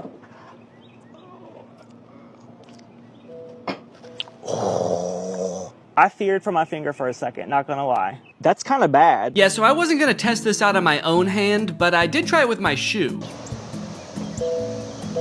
Okay. I don't think that was enough pressure to slice my fingers off. I'm not gonna test that, but it definitely saw there was something there, recognized it, it thought about it for maybe a second and was like, do I wanna kill this guy? And then it said, all right, what the heck, we'll let you go.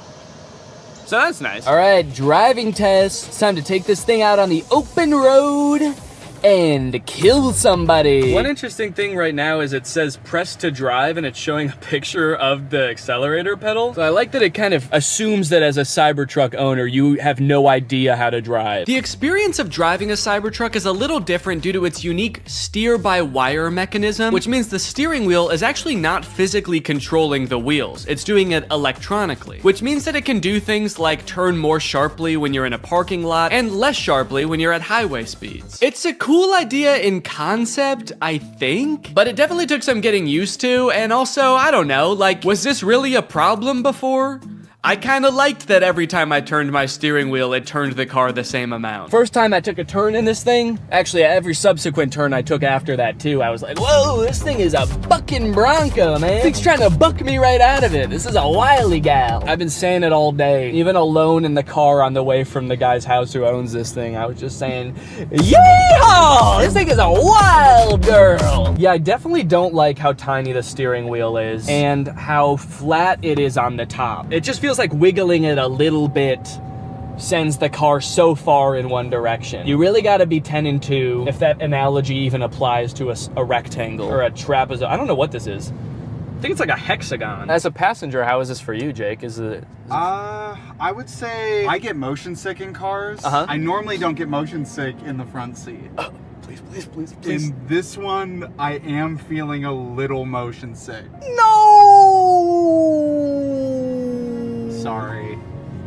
It's a bucking Bronco, you know, what can I say? She's a wild gal. Imagine setting your phone here, and you know, sometimes you slam on your brakes and the things in your car go sliding forward. Imagine if something went sliding forward all the way to the front of this dashboard. There's no way that you could ever get that back while you're driving. So if your phone was up there or anything important, you just gotta wait until the end of your drive to get it back. Either that or you have to floor it so fast that it comes flying back and then you just sort of catch it like that. That'd be kind of cool. Kind of feels like I'm in the weirdest Uber ever right now. For Jake? Where you going, man? The future? Strap in, buddy. It's gonna be a wild ride. And I don't know how to drive. We got a little cyber hungry while driving around, and I figured that taking our wild gal through a drive-thru would be a perfect way to get an outside perspective on the truck. Take me to a drive-thru. Command not understood. I'm hungry. This command is not available yet. You're not allowed to be hungry yet in the Cybertruck. Hello, can I get one Butterburger cheeseburger? Anything else? That's it. It's 906. Thank you. I like the Cybertruck, by the way. Oh, thanks, man. I'm just renting it, actually, just for the day, yeah. I was thinking about getting one, so I just wanted to see if I liked it or not. Oh, testing it out, right? Yeah. Do you really like it? They look nice, yeah. Okay, yeah. Some people like it and some people hate it. I don't know if I really like it or not. Futuristic. Yeah. Nobody has that. Yeah. It's pretty cool. He looked kind of like he was gonna laugh at me when I first pulled up. He was nice about it, though. He said he liked it. Do you think he really liked it? I may never know whether that guy really liked the Cybertruck or if he was just being polite, or worse yet, sarcastic. But while we were sitting in an empty church parking lot enjoying our meal, we were confronted again, but this time in a much stranger way. As we were sitting there minding our own business, a woman pulled up beside us and just stared into the car for a good like 30 seconds. This is very confusing. Just looking. The windows of the truck are kind of tinted, so I didn't know if she could see us, but I was worried that she was like security for the church or something, and we weren't supposed to be there. So I rolled down the window to ask if everything was okay. And finally, she spoke. Hello. How's it going? Yeah. Oh, sure, yeah. Thank you. Yeah. Yeah, I can show you. Yeah, of course. I'm filming a YouTube video right now. That's why I'm dressed up all weird. So I showed her around the car for a little bit and she took a ton of pictures. Also, I had taken off my wig, so I looked even more insane, but she never questioned it. Then she told us that her grandchildren would love this. And they live pretty close by, so she asked how long we'd be there for. We said probably 10 minutes, and she said, 30 minutes? And we said, Okay. And then we waited for 30 minutes while she went to go get her grandkids. Yeah, of course. Come on over. They did indeed love the Cybertruck. What do you think? You like it? Yeah, it's pretty cool. Yeah? Cool. We went all around it. They asked a ton of questions. Their grandmother kept telling them to wave at the camera. So the back is a truck. It's got a truck bed in the back. Oh, a gaming room. That's a good idea. I think this kid must watch a lot of Brent Rivera or something, because when he saw the back of the truck, he was like, oh my god, it's so big. You could fit a secret gaming room back here. And then when he saw the frunk, he was like, oh, this is too small. You could not fit a secret gaming room up here. It's like he only thought in terms of secret gaming rooms. It was insane. Uh-huh. Oh, good idea. I like it. That'll be a good first car, huh? Smile. 1, 2, 3. And with that, my time with the Cybertruck had come to an end. It was time to bring it back to the person I rented it from. And wait, what is that? What's going on with those podcast recommendations? And you know what? The music recommendations too. Who owns this car? All right, that's it. I'm pissing on this thing. All right, guys. Well, thank you for watching this. I hope you enjoyed it. Make sure you subscribe and turn on my notifications to join.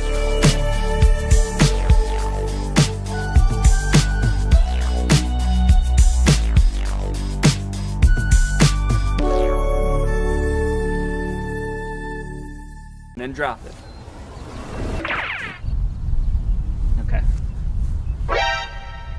There was a person walking by while I was doing that. What do you think she thought? What sense could that possibly make to the average person? Maybe she knew what I was up to. She did look kind of older. Maybe she has a husband that does this kind of thing. All right, well, I'm happy with that. Also, I want to go home.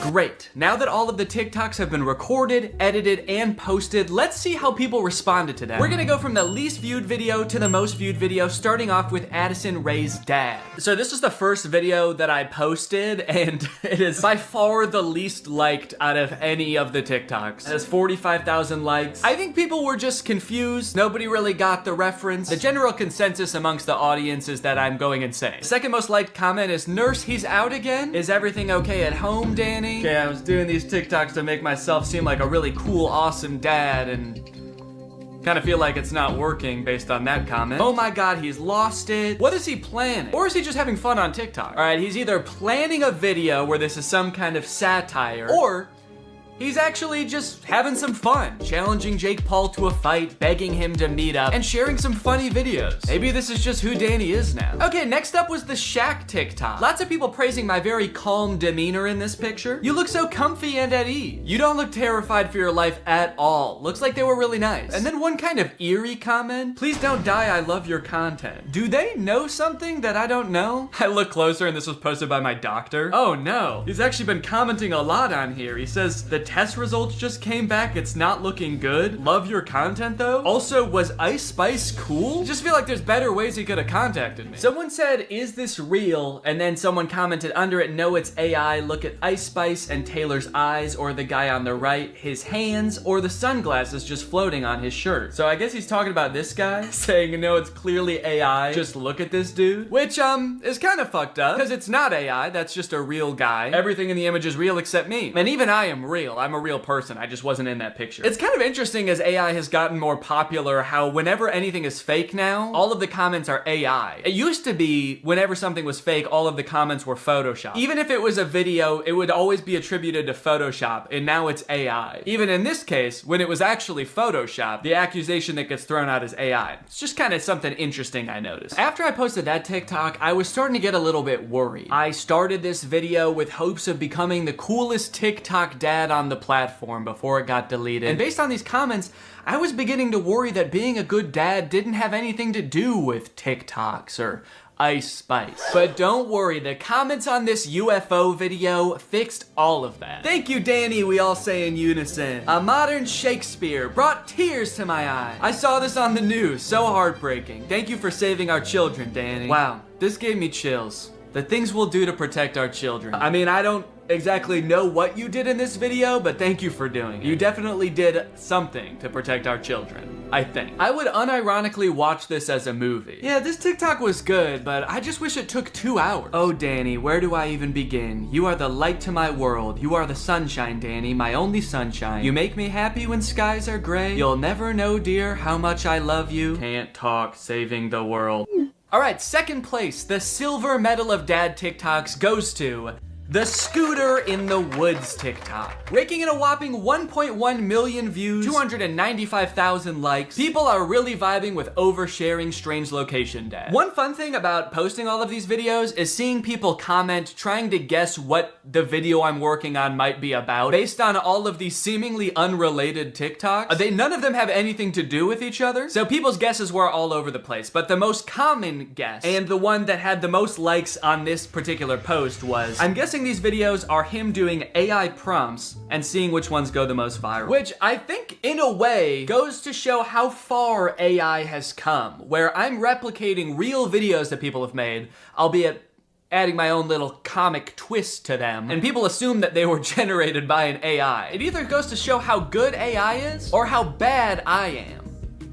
Either one. Someone said, too creeped out by Danny's facial expressions to even read the words. That's right, baby, that's my whole plan. I creep you out so much with my facial expressions that you don't even get a chance to notice I just admitted to burying someone in the woods. And finally, my most popular TikTok with 1.6 million views, POV Dad. With such praise as, this has to be for a video, and Danny, this is brain rot. You know, as a father, it's really important to me to have a positive impact on the minds of the next generation, so it means a lot to me that you would say that. Wonder what the new video is gonna be. What, a guy can't just fantasize about his imaginary daughter getting mugged and then his ragtag family coming to her rescue without people getting suspicious? I think that really says something about society today, and as soon as I figure out what it says, I'm gonna be pissed. Look, at the end of the day, we can laugh and giggle at all of these TikToks, but I think it's important what I learned from all of this, which is nothing. But you know what? I love being a dad. It is the best part of my life. I love it so much. And being a dad is an important job. And if you're a dad and you're working hard to give your kids a good life, there's nothing wrong with getting online every once in a while and posting a silly video or two. Sometimes you just gotta post on TikTok to take the edge off, baby. So here's to all the dads out there. I will toast my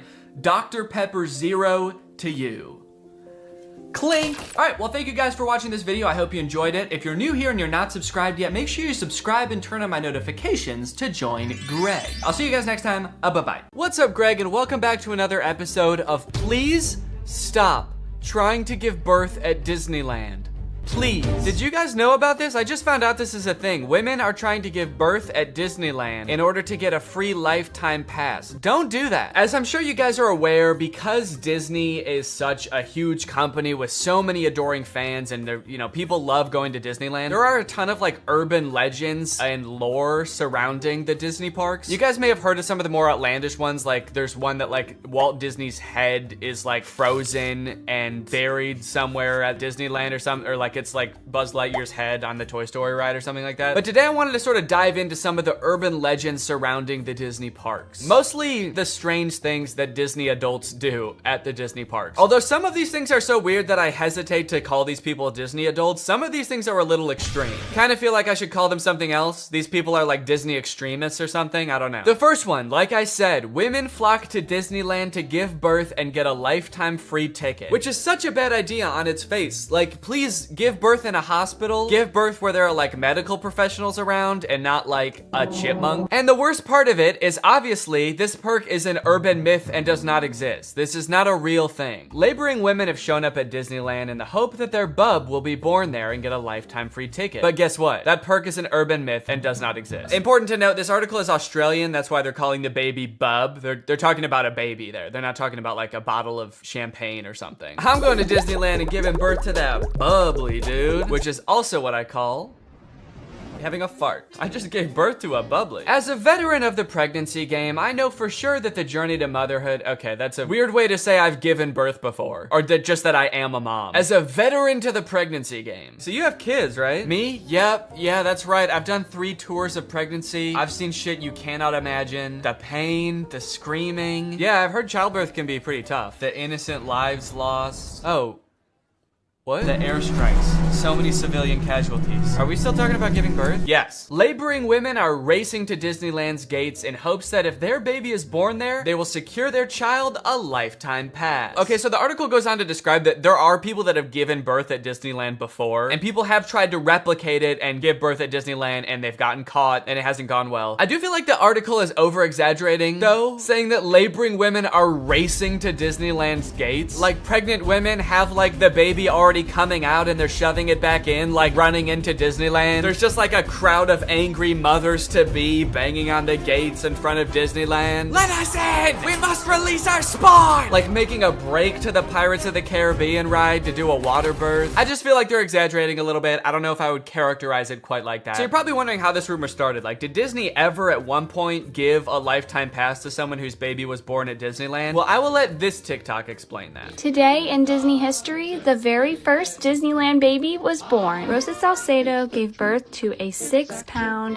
10-ounce baby girl on a bench on Main Street, USA, right outside of the Plaza Inn. Can you imagine visiting Disneyland as a family of 2 and coming out as a family of 3? Yeah, I can actually. But not because I'm gonna give birth. I'm gonna kidnap Donald Duck. You're my child now, Donald. The perfect happy family of 3. Husband, wife, and my uncle Donald Duck, who I've been holding at gunpoint for the past 16 years. There have been 4 babies born at Disneyland, and all of them have been girls, but only one has their own Disneyland birth certificate. So that might not have sounded significant, but that's actually how the rumor started. The first baby that was born there, Teresa, got a birth certificate that was just like a Disney birth certificate that says like, this is the first baby to ever be born at Disneyland. And I guess like word got out that this baby got some kind of special certificate, and then people just started assuming like, oh, that's a lifetime pass. That baby got a lifetime pass. And from that moment on, has just been a rumor that if you give birth at Disneyland, your baby gets a lifetime free pass. So honestly, if you're like that big of a Disney fan and you do this, you don't even get a lifetime pass. You still have to pay to go to Disneyland. It's just your baby that gets in for free. And I kind of feel like babies get in for free to Disneyland anyway. Is that true? Children under the age of 3 get in free to all 4 theme parks and 2 water parks at Disney World. There you go. You want your kid to get in free to Disneyland? A better conspiracy would be just pretend they're 3 years old for their entire life. That shit could actually work. The article goes on to talk about a time where someone has tried to sneak in to give birth at Disneyland, and they hid in the bathroom while going into labor until I guess employees had to like assure her that her baby would not be getting a lifetime pass, and then she was like, oh, okay, fine, then I'll just go to the hospital. Once they assured her that she would not be receiving a lifetime passport, she came out and accepted the ambulance ride to Western Medical Center where her baby was born shortly thereafter. I don't know about you guys,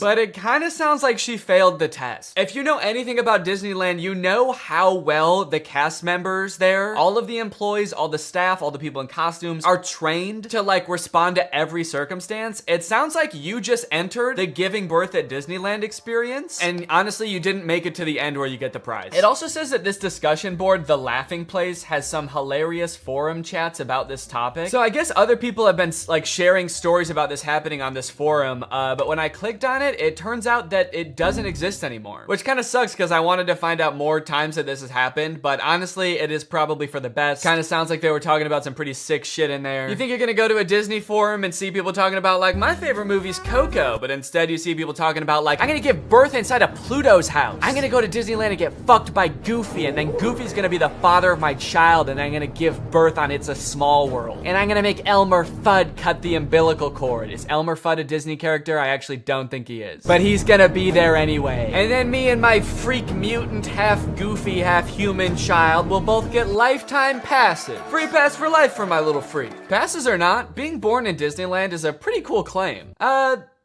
Yeah, I mean, I guess so. The way this is written, it kind of makes it sound like, so you might not get a free pass, but I don't know, it's worth a shot. You might want to do it anyway, just for shits. I've actually found a little bit of discussion about this on TikTok as well. Quick question, what's stopping me from giving birth in Disney World? Like in the Magic Kingdom, on a ride, in the Epcot ball. I think this TikTok in particular is a joke, but the comments under this TikTok are actually very interesting. I went into labor at Disney. They were not cool about it. And people like responded asking her to elaborate, and she goes on to detail her experience going into labor at Disney. And from her experience, it kind of sounds like the second anybody starts going into labor at Disney now because of this conspiracy, the entire staff immediately flips and like makes it their top priority to get you out of the park and like to a hospital to give birth. And I guess that sometimes they can be so rushed trying to get you out of the park that it comes off as rude, but obviously they're just like concerned for your health. They also don't want this rumor escalating of like people giving birth getting a free pass. And also it's just like people in sweaty mascot costumes trying to not deliver a baby because that's not their job. So sometimes I guess it comes off as rude. But the funny thing is, from this woman's entire explanation, it sounds like she didn't even know that this urban legend was a thing. So in her head, I guess she just like broke some unspoken rule at Disneyland that she had no idea about and made the entire staff of the happiest place on earth turn on her in an instant, which is so funny to me. Hello there, what can I get for you? Yeah, can I just get a medium root beer, please? Oh, great. Oh, great, another guy here to put his balls in the root beer. What? Hey everybody, this guy right here is about to pull out his big fat balls in front of everyone, in front of a bunch of children, and put his balls in a glass of root beer. Why would I do that? Don't play dumb. I'm not playing dumb. I am dumb in this situation. You've clearly heard that if you put your stupid fat balls— why do you keep calling them fat? In the root beer at Disneyland, you get to spend the night with Minnie Mouse. Oh, what the fuck? No, I just wanted some root beer. Is that true? No, it's an urban legend. But no matter how many times we tell people it's not true, we still get perverts like you coming to Disneyland, ordering root beer just so they can put their stupid— don't call them fat— fat balls in it! Oh, come on, man, don't cry. I already am. Why do you still sell root beer if this keeps happening? Because if you shit in the root beer, you actually do get a free fast pass for Space Mountain. Okay, I don't want to put my balls in root beer, and I definitely don't want to shit in the root beer, okay? I legitimately just want to drink some root beer. Oh. Sorry, my bad, man. I didn't know. Okay, well, that's literally what I asked for, so here you go. Ah, what the fuck is that? It's Walt Disney's head. You said the secret code, so here's his head. No, root beer. What? I wanted root beer. I wanted to drink root beer. So no head? No. Overall, pretty disappointing that anyone actually believed this in the first place. In what world would Disney want to foster an environment where mothers are coming into their park, their theme park, to try to give birth? Especially if they're not like billing it back to the person that gave birth and being like, okay, here's your hospital bill, and because it's Disney, it was $1 million. Now, by now, it should be no surprise to you that there are some people in this world that want to spend every waking moment of their lives at Disneyland, especially their most precious moments in life, which is why you can also get married at Disneyland. Let's take a look at some of the craziest places you can get married at Disney World. Starting at $12,000, you can get married at the Haunted Mansion in Disney World. But just like expecting mothers trying to sneak into the bathroom to pop out a quick person, couples are of course also trying to cheat the system and avoid paying to have their wedding at Disney. So they'll just like sneak in with like themselves, maybe a couple family members and an officiant, and just like have the wedding in like a somewhat secluded area of the park. Here we have an article that details a San Diego couple sharing their secret Disneyland wedding story. Not many people can say they secretly got married in Disneyland's Sleeping Beauty Castle. 2 years ago, Gabriel and Andrea had been saving up for their dream wedding at Disneyland. However, when they began looking for wedding options at the park, the couple said that the cheapest option was $12,000. Instead, they decided to spend their life savings on a house. Great move, honestly. No complaints so far. That's a very wise choice. So Gabriel and Andrea decided to have a secret wedding at Disneyland. The couple gathered Gabriel's oldest daughter, an ordained minister, a witness, and packed their bags, heading for Disneyland for what they called a guerrilla-style wedding. Now, I don't know much about weddings. I've only had one, but I do know that you don't generally want to have them guerrilla-style. Like when we were planning our wedding, that word almost never came up, I don't think. Just imagining them describing their wedding afterwards, like, yeah, it was so romantic. We hid in the bushes for 8 hours in the hot Florida sun wearing camo paint, waiting for the crowds to die down. You know, just sort of waiting out the crowds and the gunshots, the airstrikes. Airstrikes? Then we popped out and I said I do. Happiest day of my life. Here's my favorite picture of the big day. Now buckle up, because this next urban legend is about to get nasty. Quite literally, this is disgusting. Like I said, the most devoted Disney fans would probably spend forever at Disney if they could, but maybe they can. For years and years, the Haunted Mansion has been the home to an endless supply of Disney myths and legends. But the attraction's most prevalent and persistent rumor is that guests regularly spread the remains of their friends and family inside the ride. This can't be true though, right? It is 100% true. Yes, that is right, and I don't want to bash anybody's final wishes. I know that that's a very personal thing, but spreading human remains in a public place that people are like walking around and touching? Please don't do that. Or you know what, I should say, because I feel bad for people who are just trying to honor their dead relatives' wishes or whatever. If you're alive still and you're watching this video and that's gonna be in your will, please take it out. Don't make people do that on your behalf. Honestly, I am a little relieved that people are sticking to like spreading ashes at least, because there are a lot of different ways to dispose of a body. It was actually my grandpa's greatest wish to be laid to rest at Disney. Oh, that's sweet. You're gonna scatter his ashes around at the park? Not exactly. The Haunted Mansion probably has so much human ashes in it, it's not even funny, said one Disneyland custodian. Bleh! That is the nastiest thing. Oh my god. Don't do that. Do not do that.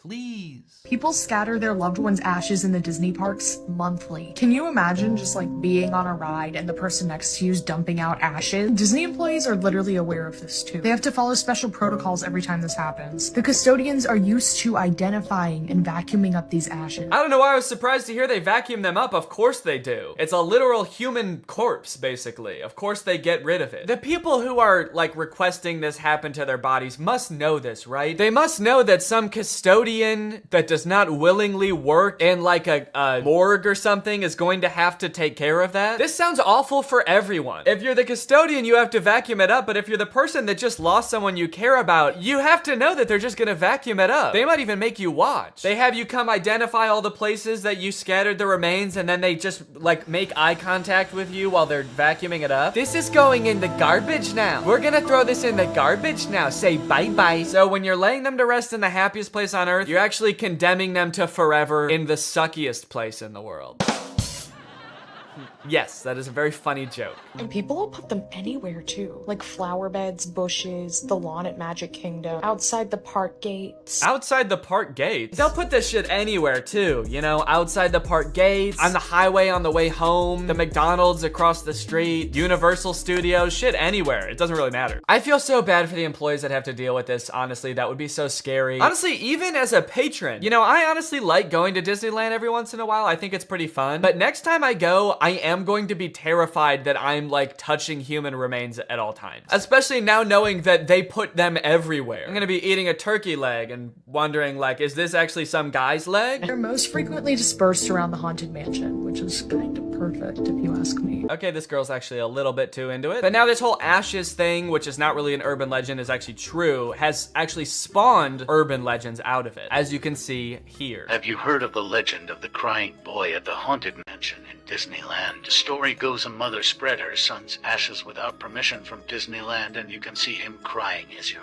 exiting the ride. Spooky. I wonder why he's crying. Maybe because his ashes are in a vacuum. Maybe because he was a little boy and his mom spread his ashes in the scariest ride at Disneyland. The mom was like, yeah, my son used to love this ride. Every time we would get on it, he would be screaming and crying and shaking because he was so happy and excited. So I decided this is the perfect place for him to spend the rest of eternity. In a rundown castle of pure terror. It's what my darling little boy would have wanted. All in all, it seems to me that Disney, this giant corporation that owns like every media property known to man, has their grubby little fingers wrapped around people a little bit too tightly. It's like you already have every movie and TV show. Do you really need people like begging to spend their entire lives at your theme park also? But even still, with people spreading their loved ones' ashes at Disney, people trying to give birth at Disney just to get free tickets, Disney is still trying their best to immerse you in their parks as much as possible to make you never want to leave. Recently, Disney opened up the Galactic Star Cruiser Hotel, which is a Star Wars hotel and experience. I think it's like a 2 or 3 day long experience where you are like in this hotel. There's like a story that you have to follow about shit going on around you. It seems very immersive, and to a pretty big Star Wars fan, honestly, it sounds pretty cool. But it is also $5,000, and instead of windows, your room has a screen that just shows a video of outer space playing. So, you know,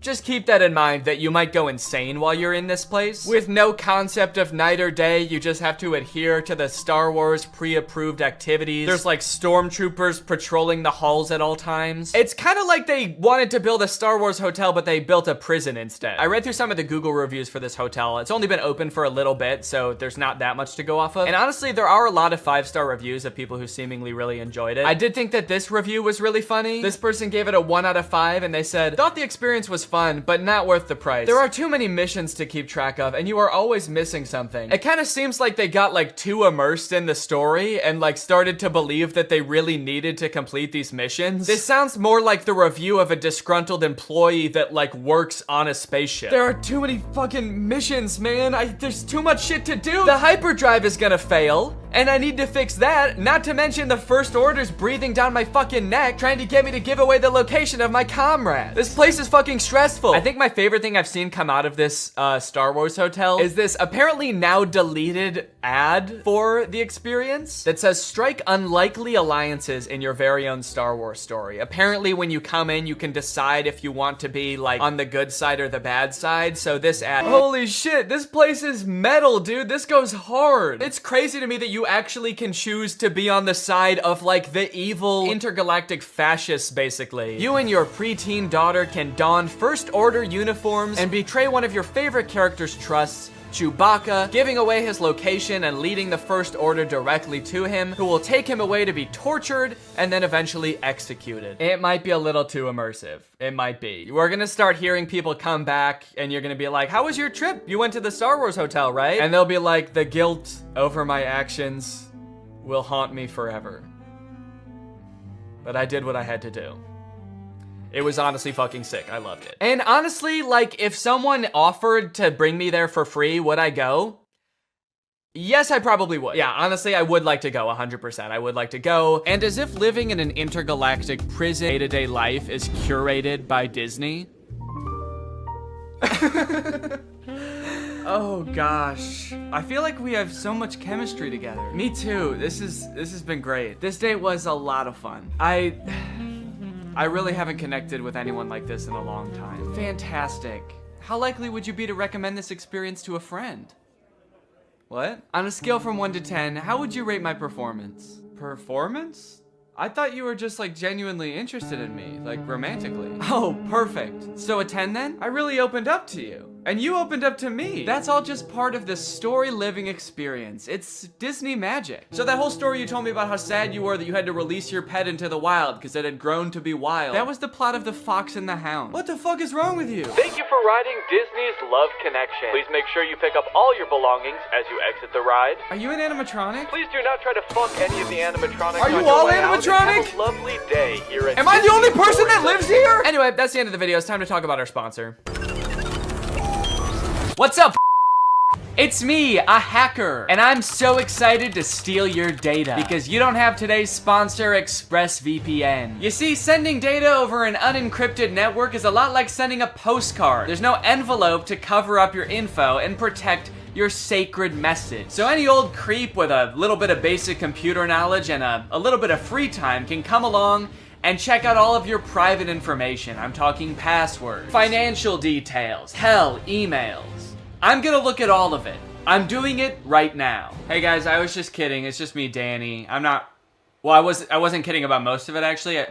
Just the part about me being a hacker, but the rest of it is true. Oh, there's not enough light on my face now. Can I just sort of illuminate my face with this? Luckily, today's sponsor, ExpressVPN, is here to help. Because ExpressVPN encrypts all of your network data with their best-in-class encryption. It would literally take a hacker using a supercomputer billions of years to crack this encryption. ExpressVPN has the fastest speeds out there. They've got 24/7 customer support, and ExpressVPN is extremely easy to use. You can fire it up and get connected with just one click. I've got ExpressVPN on every device that can have it, just to have a little bit of extra peace of mind when I'm out and about, especially on public Wi-Fi. So if you want to find out how you can get 3 months of ExpressVPN for free, then head on over to the link in the description. That's expressvpn.com/Danny Gonzalez. That's expressvpn.com/Danny Gonzalez. Thank you, ExpressVPN, so much for keeping us safe, but also sponsoring this video. Thank you to you guys for checking out ExpressVPN. When you click on the link, it really helps to support my channel, so thank you for that.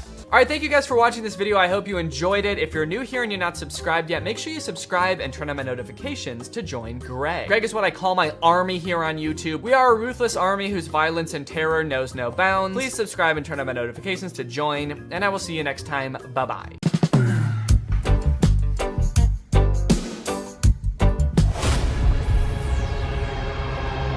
Drew? Hey, Danny. What the hell are you doing here? I was gonna watch your video. The one that I'm about to film? Yeah, I watch all your videos. All right, well, I mean, do you want to come down here and be in it? No, that's all right. Okay, well, fine, that's okay. Too. Okay, I'll do it. What's up, Greg? Welcome back to my YouTube channel here on youtube.gov. I'm here today, as you can see, with a very special guest. Can't wait to see who the special guest is. I'm just kidding, guys. Or Danny? Danny, the camera's over there. You don't want to look at the camera right there. No blinking. No blinking. It's disrespectful. Yeah, I got a special guest here, Drew Gooden. Everybody say hi. And I had kind of a fun idea to film for a video today. Today, we are going to be speed running conspiracy theory rabbit holes. I don't want to look at a rabbit's hole. Can we start the video over? I don't want to look at a rabbit's hole. I want to look at a rabbit's dick. Yeah. Well, I'll look at the hole if it's attached to the dick. Mm-hmm. But not any other. Are we washed? Before Drew got here, I created a brand new Instagram account with no algorithm, and I also created a brand new YouTube account with no algorithm. And what we're gonna do is we're just gonna type in a conspiracy theory into the search bar and see what reels Instagram gives us, see what videos YouTube gives us, and we're just gonna try to keep getting more and more crazy ones for that conspiracy until we reach maximum conspiracy, and then we'll be radicalized. Yeah, that's kind of the goal today, is to get radicalized and kind of like have completely different beliefs after the video than we do right now. So I think it'll be tough to know exactly when we've reached maximum conspiracy for each theory, but I'm thinking somewhere along the lines we'll feel like we're ready to assassinate a senator or something like that. Yeah, usually at that point it's probably time to assassinate a senator. That's usually how I know it's time to assassinate. Yeah, once I want to.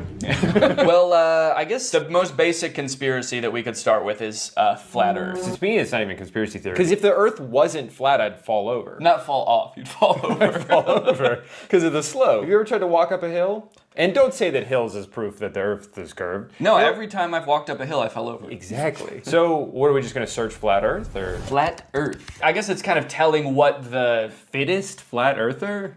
If someone has a conspiracy theory, I will only believe them if they're in really good shape. All right, we're just gonna search flat Earth. I guess we could go through some of these pictures, but really what I'm looking for is an Instagram reel. I see the craziest stuff on Instagram. Are you yawning already? I'm so bored. 33rd degree Freemasons, who are also Satanists, provided us with the glow model to deceive and mislead us. Oh. Yeah, so the round Earth is like a prank by the 33rd degree Freemasons who are also Satanists. Yeah. I like the first comment. I'd love to learn more facts around this. People think I'm wacko for suggesting the Earth could be flat. You are. Can you downvote on here? You're saying he harmed an animal? Yeah. Yeah, that comment pissed me off so much, I'm gonna go kick my dog. Yeah, it's his fault. What is the photo? These are all different ancient civilizations, how they thought the Earth looked, which is all flat. Oh, so it's sort of like this many people can't be wrong kind of thing. Yeah, even though they are all wrong. What's going on with the Australian? If you live in Australia and you watch my YouTube videos, stop. They probably watch them backwards too, because everything's upside down. Yeah, toilet flushes the wrong way. When you poop the toilet, it just comes out. I am so tired of it. I make a mess every time. So this is interesting. So Mars is like a hexagon? How can we view Mars and the other planets as mere balls of dust or gas? I'm gonna start saying that about my own balls. How can you see these as mere balls of dust and gas? Instead of what they really are. balls of skin and cum. If gas on Earth isn't significantly affected by gravity, how is it possible that Jupiter, supposedly a massive ball of gas, has a gravitational force 2.5 times smaller than Earth? It's all a lie. Space is fake. Alright, they had me until space is fake. I know space is real. I know space is real. That's where God lives. That's where God lives. Wait. Space is fake. But even in their own picture, they say this is Mars. They know that Mars is real. Then where is Mars? Australia, maybe? Oh. So Australia's not flat then. So maybe the Earth is shaped like this, and we're here, Australia's here, and that's where Mars is. Oh. When did you learn how to do that accent? I just freestyled it. That's crazy. Is that what they sound like there? That's hilarious. Well, where the frick are the reels? I thought they were gonna be... shit, I don't know how Instagram works. Where's the videos? Maybe now that I've searched it, it's gonna be my reels.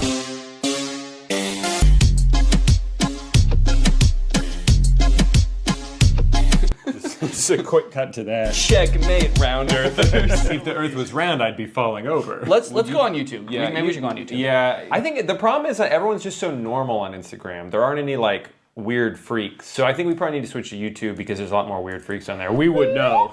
We can speak. We can attest to that. We can attest to that because there's at least 2 weird freaks on there with YouTube channels. Our toes are interlocked right now. That's how weird we are. Because if we let go, I'll fall down. So we created this Instagram account or this YouTube account from scratch. The only thing that we've looked up on it so far is Drew looked up Justin Bieber slowed down 800 times. It's beautiful. And it's beautiful. And we also listened to Sneaker Night by Vanessa Hudgens. Yeah, that was also my idea. So the results might be a little bit skewed towards Vanessa Hudgens' Sneaker Night. Mm-hmm. That's not like part of the conspiracy. That's my own mistake. I messed up. But from here on out, we're not going to influence it anymore in any way at all. Okay, now I'll search flat Earth. Okay. That's how Vanessa Hudgens radicalizes people. So hold on. Yeah, okay, even the YouTube search is biased against flat Earth. It doesn't even, like, we're trying to view it objectively, but it's like, oh, flat Earther debunked. Yeah. Flat Earthers funny moments. Flat Earth Dave. It's like, let me find out who Dave is. All right, we're gonna search flat Earth. You know, do you ever do something and you think to yourself, like, I'm probably the first person to ever do this? Oh, yeah. I have to imagine we're the first people to ever search flat Earth from the Sneaker Night watch page. Like, inspired by this song. That reminds me. I need to do my own research. Oh, it's Phil from Amazing Race. All right, well, we gotta hear him out. We gotta hear him out. You'd think that with the beautiful photographs that we have of our round blue planet, it would convince any doubters. Oh, he doesn't believe in the flat Earth either? How did he get a job then?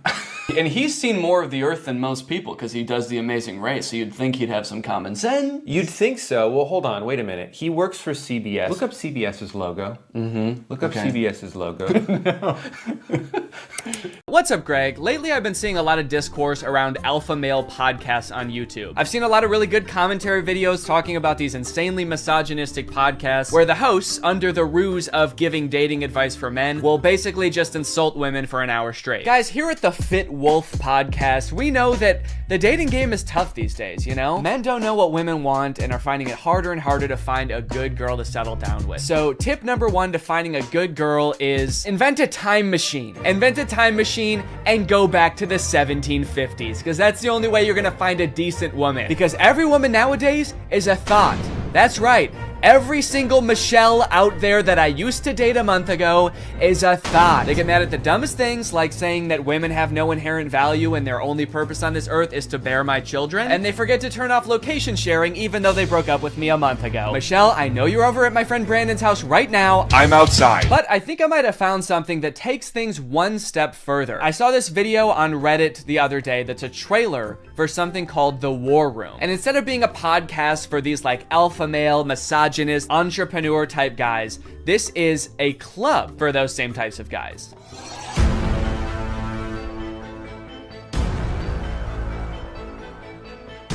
After I joined The War Room, that was the year I made $100,000. On the surface, this kind of just seems like a trailer for a club where you get to hang out with a bunch of bald guys and smoke cigars and talk about business and making money. 1 year ago, I did not even have a business. I didn't make money. Now I make 5 figures every month. I didn't have a business. I didn't make money. I didn't even want to start a business before I was forced to join the War Room at gunpoint a year ago. But now, I have a business where I'm selling fitness products to all of my friends. And if I get them to sign up too, and their friends to sign up too, and their friends to sign up too, I could be making minimum wage. But if you watch a little bit longer and you look a little bit closer, there's more here than meets the eye. For example, quotes like these. Making money is easy. You just take it from somebody. Doesn't sound like making money. That just sounds like stealing. In the war room, you learn how to be James Bond, where you can just pick up any weapon and use it. I'm sorry, I think I'm struggling to see the connection between business and knowing how to use any weapon. Is the war room an actual militia? I was just assuming the war in war room was just for branding because men like violence, but now I'm kind of scared. It keeps cutting back and forth to like shots of them shooting guns. I'm a little worried about making this video, honestly. Usually when I make commentary videos, the biggest thing I have to worry about is getting a copyright strike, but now I'm worried about getting a drone strike.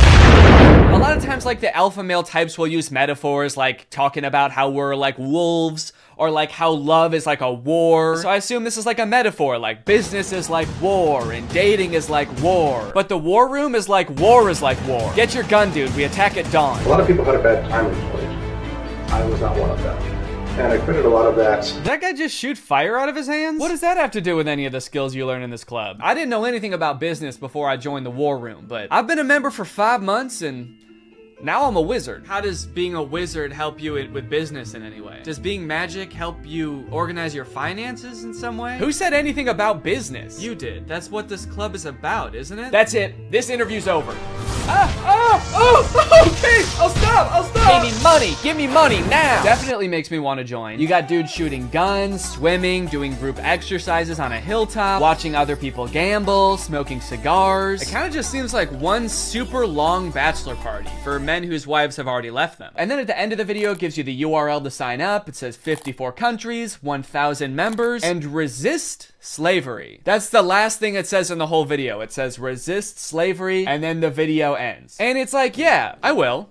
I am. So I keep saying this club is about business because that's kind of what the trailer was implying. It's about like networking with all of these rich, influential people, making money, stealing it from people, using your magical powers to steal money from innocent civilians. But if you go to their website, there's not really any reference to business, which is confusing. And the description on their website says this: the War Room is a global network in which exemplars of individualism work to free the modern man from socially induced incarceration. Okay, but like, what do you guys do? Like, if I join, what do I get to do? I get you're gonna free me from socially induced incarceration, but what does freedom look like to you guys? Is it like, am I quitting my job to go to a cigar pool party? This package costs £4,000, and they have packages on their website that go up to £7,997. Do any of these guys not see the irony and being like, individualism rules, dude. Society is like jail. If you conform to society, that's like being in prison, basically. You're basically a slave at that point, while also being like, yeah, I paid $7,000 to join a club where everyone looks and dresses like me. I didn't want to be a stereotype, okay? So I joined a man club to smoke cigars and shoot guns. And that's sort of what makes me an individualist. It just feels like they're kind of playing the like, I'm not like other guys card. And I guess in some sense they're not like other guys because most guys can't bend the elements to their will like that one guy. But other than that, I mean, it's just like all the pictures are just guys hanging out in dimly lit clubs, doing military style drills. I don't know what's going on here. In case you're not sold yet and you haven't been convinced to join, let me read you a little bit more because the War Room's website uses like every cliche pickup artist tactic to try to get you to join this club. We got the classic negging. What can you bring to the War Room? Truthfully, very little. Probably nothing at all. You are not ready for the War Room. You will not revolutionize what we built. If you had the capabilities we required, you would already be inside. What? They think I can't bring anything to the War Room? They think I'm some kind of sucker who doesn't have my life in order and can't manage my money. I'll show them. I'm gonna take out a 4th mortgage on my home and I'm gonna join this club. We'll see how stupid they think I am then. They also use like the get it while you still can technique that's in like every as seen on TV commercial. This chance won't last forever. We will not hold this open for everyone. Soon, membership will close. The War Room members and their sons will remain the closed wielders of global influence into eternity. Holy shit, dude. They're closing submission soon? I'll be right back, guys. I gotta go. I'm not doing this for me, okay? I'm doing this for my son. I guess my son gets to be in the club too if I join. I gotta go. Now, I don't have any way to look and see how long it said this on the website, but if I had to guess, I would guess that it's been on there as long as this website has existed. Why would they close submissions? How does that make any sense? Do they want to stop making money? The founder of this club is like, whoa, I'm too rich, all right? That's one thing we teach in the war room is you can't have too much money. I mean, if this is like a militia, do they have enough soldiers? Is that why they're closing? Soon, 1,000 bald men wearing tightly fitting t-shirts will be storming the beaches. We can't wait around for you forever. So you might be wondering who the head of this club is, right? It must be someone like very rich and influential if he's expecting to get people to join just based on like the connections that you can get from the club, right? Well, this is where things get a lot more creepy. And also not monetizable. This is the part that is the reason this video probably doesn't have ads on it. My name is Andrew Tate. I'm a retired 4-time world champion kickboxer who is now a multi-millionaire, and I'm the most competent person on the entire planet to teach you about male-female interactions. How did I become rich? Webcam. Definitely gonna need him to elaborate on that a little bit. That's so vague. Mr. Bezos, please. You're the richest person in the world. Do you have any advice to young up-and-coming entrepreneurs on how to start a business and how to get rich like you? Book. Huh? Book. Need I say more? Yes, please say more. We literally have no idea what you're talking about. So you're probably thinking like, did this guy invent webcams or something? Is he like famous on Twitch or something? Is this Sapnap? I don't know. I've been running a webcam studio for nearly a decade. I've had over 75 girls work for me, and my business model is different than 99% of webcam studio owners. If you had to guess whether it's different because it's more creepy or less creepy than other webcam studios, what would you guess? Go ahead and vote down in the comments below, guys. Do you think this is gonna be creepy or no? Over 50% of my employees were actually my girlfriend at the time, and of all my girlfriends, none were in the adult entertainment industry before they met me. My job was to get women to fall in love with me. Literally, that was my job. My job was to meet a girl, go on a few dates, sleep with her, test if she's quality, get her to fall in love with me to where she'd do anything I say. Holy shit, this is insane. And then he gets them to join his webcam empire where he gets them to do, you know, he gets them to get nasty on camera. I'm not a lawyer, but does this not...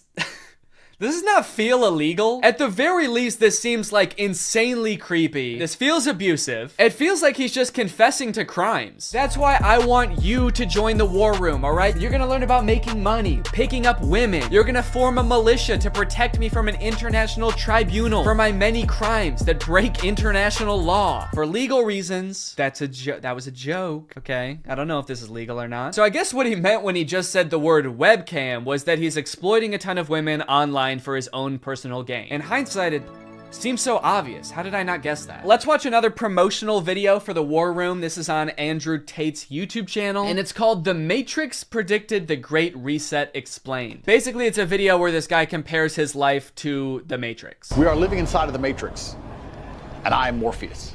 I know you're sitting thinking, why did Tate not decide he was Neo?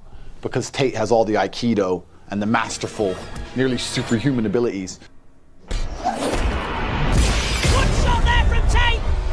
Yeah, I used to be a kickboxer, so I'm basically in the Matrix. Actually, the reason I take the War Room guys to the gun range so much is so they can shoot at me and I can dodge the bullets like Neo. It's like, okay, dude, if anyone here has superpowers in the War Room, we know who it is.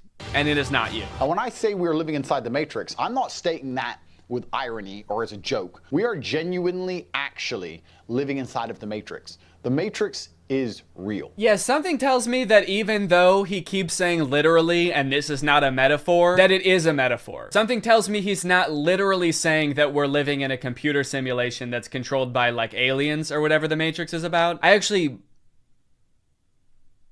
haven't seen the Matrix.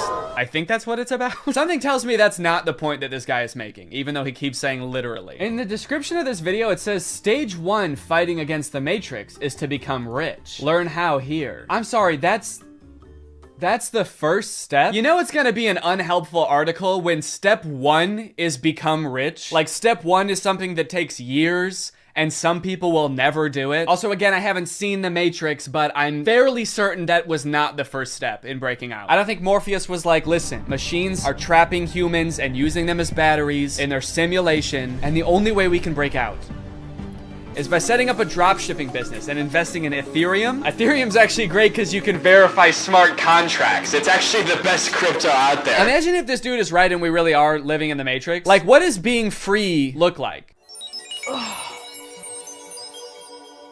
Oh my God. I did it. I'm free. I made it out. All right. Hey guys, we got another one. All right, welcome to the club, buddy. Hell yeah, congratulations, man. Yep, you finally made it out of the simulation. Thank you guys so much. Where's everybody else at?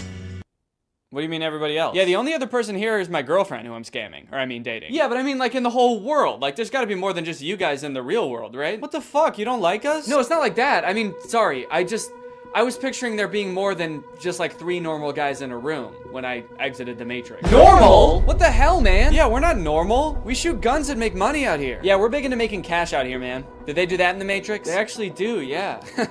Not the way we do it. Okay, how do you do it? Hey, you're stealing my shit! Okay, I'm just saying, all things considered, you guys don't really seem that different. Honestly, if anything, this seems more like a simulation than the world I was just in. How so? Look at you guys. You're all holding guns. All you do is talk about business. You guys are like NPCs from GTA. You all look like slight variations of the same sim. Are you guys sure this isn't a video game? All right, man, as if I'm gonna take advice from a beta-ass bitch like you anyway. I'm just saying. Okay, that was actually sick. You guys should have led with that. How was that not the first thing you guys wanted to show me? You know what, man? Get out of here.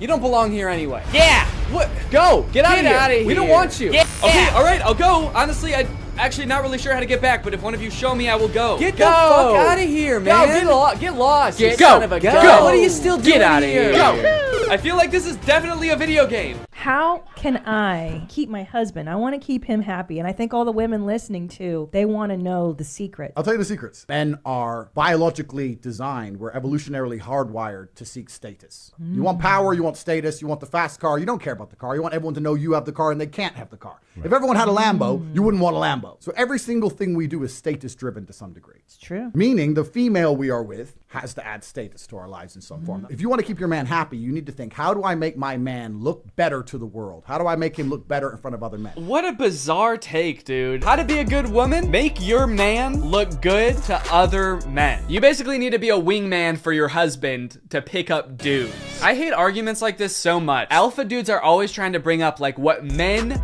are hardwired to do. What have men been evolutionarily designed to do? Here he's saying that like men are hardwired to seek status. Men want a Lamborghini. You know how every men want a Lamborghini because it's a status symbol. Even if it worked out that like evolutionarily that's something that is in men's nature, that doesn't make it good. You know what else is in our nature? Thinking sugar tastes really good. If you didn't tell someone that sugar was bad for you, they would think like, oh my god, this is the best thing in the world because it tastes really good. If you put 10 pounds of candy in front of a caveman, he would eat all of it and then he would throw up.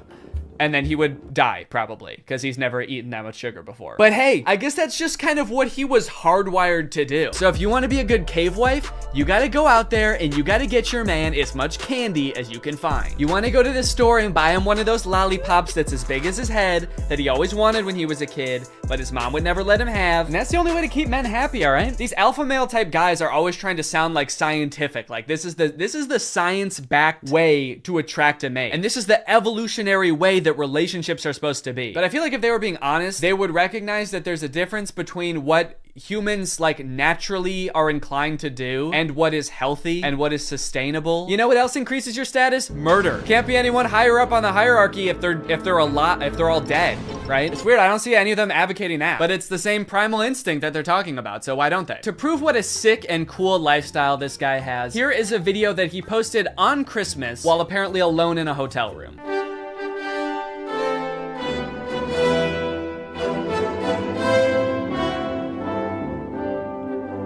Merry Christmas. I think a lot of people have the wrong idea about me. They look at me and they go, you hear about that Tate guy, you know, he's a 4-time kickboxing world champion, he's tall, he's strong, he's smart. He's fucking gorgeous. That's the wrong idea? People have the wrong idea about me. He's smart, he's rich, he's tall, he's funny. When in actuality, I am short, rude, and poor. Anyway, yeah, that's the war room. I feel like this video took a lot of twists and turns, but as I kept clicking on different links on this dude's website, I just kept getting more and more shocked at what I was finding. So hopefully this was an entertaining video. I was considering purchasing like a war room membership as part of a follow-up video, but I honestly do not feel good about putting any money in this guy's pockets. I'm honestly a little bit worried that if I paid this guy 7,000 pounds, it would go towards like more guns or like a prison cell for his employees. But anyway, I hope you guys enjoyed this video, and now it's time to talk about our sponsor. Guys, you know what you're probably not gonna get if you spend $5,000 to hang out with the guys from the war room? delicious home-cooked meals, which is why I thoroughly believe that today's sponsor, HelloFresh, is a much better investment than the War Room. HelloFresh has been a longtime sponsor of the channel, and I love their service. Every week, they send you 3 delicious meals that you get to cook at home with all of the ingredients pre-portioned, so you can skip all of the prepping and planning and going to the grocery store that, if you're like me, stresses you out about dinner time. HelloFresh is equipped to be able to serve a bunch of different lifestyles. With fit and wholesome recipes and low calories or carbs, you can indulge in delicious meals without having to worry about breaking your diet. My favorite things about HelloFresh are that, 1, I only know how to cook a handful of things, and HelloFresh has a huge variety of recipes. Like every week you get to choose from something different. And 2, they're a super sustainable option. The packaging that they send you your food in is already recycled content, and HelloFresh cuts down on your food waste by 25% over grocery shopping. Cooking with HelloFresh is fun and honestly super easy. Anybody can follow the instructions and it'll kind of make you feel like a chef. So if you want to check out HelloFresh, then go to HelloFresh.com and use my code TrulyGreg16 to get 16 free meals and 3 surprise gifts. I don't know what the surprise gifts are, but if it's anything like their food, I'd say it's worth it. Thank you to HelloFresh for sponsoring this video, and thank you to you guys for supporting my channel by checking out HelloFresh. All right, thanks for watching. Bye. What's up, Greg? You know, I feel like it's been a while since I found something real weird on TikTok. Like something so strange that I truly cannot wrap my head around it, but I've done it. It's 2 twins on TikTok, which is not uncommon for twins to blow up on TikTok, but these twins are different because these twins are in love. Aww. That's so cute. With each other. What? Oh, yeah, I know. Yeah, that's right. We're watching these guys today. You guys have probably seen videos titled Siblings or Dating. How about Siblings Are Dating? This is truly one of the weirdest things I've seen on TikTok in a while, and like the more that I look into it, the more puzzling it gets. It's like there are layers and it gets deeper, and there were twists in here that I did not expect. These dudes run an account called Alisov Brothers. I believe they're Russian, and the vast majority of their TikToks is literally just them doing stuff like this. I mean, like, being about to make out with each other, not dentistry. Most of their TikToks are not about being dentists. Although they do have, like, a surprising amount. I feel like they have, like, 10 TikToks in this dentist chair. I don't know if they own a dentist business on the side. That is not clear to me. These dudes heard that self-care was important and took it so literally. This dude has his literal self cleaning his teeth and borderline making love to him. But this is, like, their thing. They have so many TikToks where it's like music playing, and then at the end they just kind of like grab each other's faces and just like breathe into each other's faces.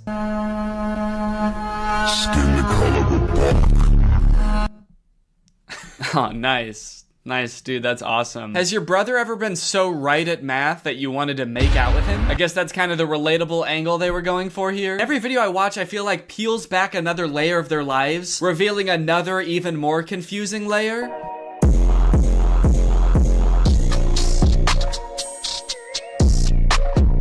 Totally indifferent to getting married, to literally the biggest day of your life, just so nonchalant. He became very nonchalant on his wedding day. And then at the end they hug? Seems like this is like the one time in most people's lives it's like the most acceptable to kiss in public would be on your wedding day. Or like suck each other's souls out or whatever they do in all their other videos. The old Machine Gun Kelly. But why are they so indifferent to their wedding? I know it's a fake wedding, but like, come on, dude. Act a little bit enthusiastic. You're getting married. To your brother. Actually, maybe it is kind of baller. Maybe it is kind of cool. It's the ultimate baller move to do literally the most insane shit ever, like marry your twin brother and not give a fuck about it at all. Just another day getting married to my twin brother. Nothing weird going on here. Just gonna give him a hug. We're getting married in front of a castle. This is our castle, by the way. We are Russian royalty, as a matter of fact. Is this like a wedding venue, or is this their castle? Are these guys Russian royalty? I've heard that royal families can be pretty inbred, so honestly, I would believe it. I think that marrying your twin brother is literally keeping your genes as pure as humanly possible. If they could have a baby, it would just be them again. Uh-oh. What? People. Oh no, people. Oh no, people are gonna see us almost kiss.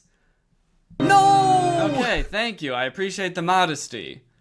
I'm right here. Thank you for once looking at the camera and realizing what you're doing is insanely weird. Thank you. Yeah, I don't know. This TikTok to me seems a little bit hard to swallow. I'm gonna call BS on the entire premise of this TikTok. As if these dudes are bashful or modest in the slightest. These dudes have a TikTok account with 2 million followers that is centered around these two brothers who want to have sex with each other all the time. I don't think that if they were gonna kiss and they saw someone watching, they would stop. They'd probably be like, oh yeah, come here. Oh shit, someone's watching us. Hell yeah, dude, let's traumatize this guy. Okay, so clearly whatever's going on here is just like for shock value to get views on TikTok. I'm gonna give them the benefit of the doubt and assume that whatever this is, it's not like a real romantic relationship. It's just these two brothers who thought, hey, if we do this like weird shit, we can probably get really famous on TikTok. And I guess they have like 2 million followers, but like this video has 70,000 likes, which on TikTok is not that much. And some of their videos have like 7 or 8,000 likes, which I don't know about you, but to me, makes this a lot weirder. Like people will do weird shit for fame and millions of dollars all the time. You can't stop people from doing that. But for like 5,000 likes, you're gonna make the whole world think that you're in love with your brother for 5,000 likes? Is it worth it? It'd be funny if this is them just realizing that people can see all these TikToks. They're like, oh fuck, we've been posting these to a public audience? Oh, that is not good. I thought these were just for us. Cause yeah, man, I don't know. I just have a hard time believing that this would ever be the reason that you were outcast from society and had to run away together. These twins just robbed a bank and ostensibly murdered somebody, and somehow it's the most normal thing they've done so far. Imagine seeing this in real life and having to be the person that reported this crime. All right, was there anything weird about the guys who did this? Yeah, there was a lot. Oh no, is this another set of twins? No! What are they gonna do? Oh man. Oh no. Those poor girls. They're probably acting in this TikTok, but I think the idea of them being so genuinely mortified about what's going on in front of them, is actually very realistic. I wonder who these girls are. How did they get them in on this? It's actually kind of weird because they're not tagged in the video. So I'm kind of worried that they're just like regular twins, like civilian twins, not influencers at all. How did they get roped into this? Hey, we noticed you guys are twins. So are we. We have like 2 million followers on TikTok. Do you guys want to be in a video with us? Oh, yeah, that's awesome. That sounds fun. What kind of videos do you guys make? Oh, just pretty standard TikTok stuff. We do like dancing, pranks, silly comedy skits, challenges, making out with each other. We want to make out with each other so bad, but we never get to. We're two horny twins that just want to kiss, but we can't. Two poor twins go back to their job the next day and their coworker's like, hey, are you guys okay? You're both acting really weird today. Did something happen? I guess it just goes to show that you never really know what someone's going through. It could be this. Do you think that the guy twins are kind of like looking at the girl twins wondering like, what are they doing? Why aren't they making out? Do these girls not know that this is what twins do when your other twin is tied up and he's got no choice? You put his arms around you and you breathe him.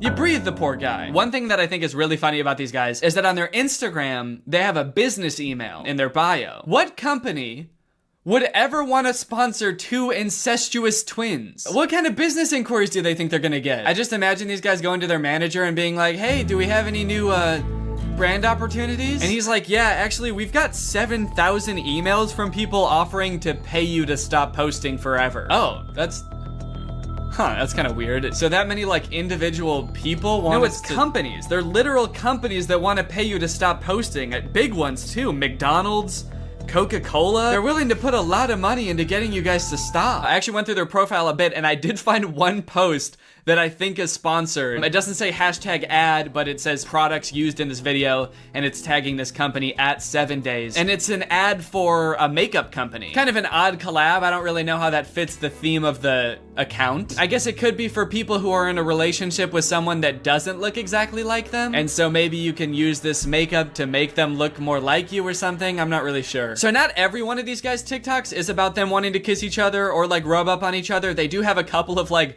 normal TikTok content, which I feel like given all the other stuff is even weirder. Like, you can't just post a normal TikTok and act like all of that stuff didn't also happen. You'd think that being an incestuous twin would be enough for the TikTok algorithm, but I guess not. Even these guys have to, you know, branch out and diversify. I guess it goes to show how hard being a creator really is. They've got this prank video where one of the twins puts on like a scissor headband and then rubs fake blood all over him.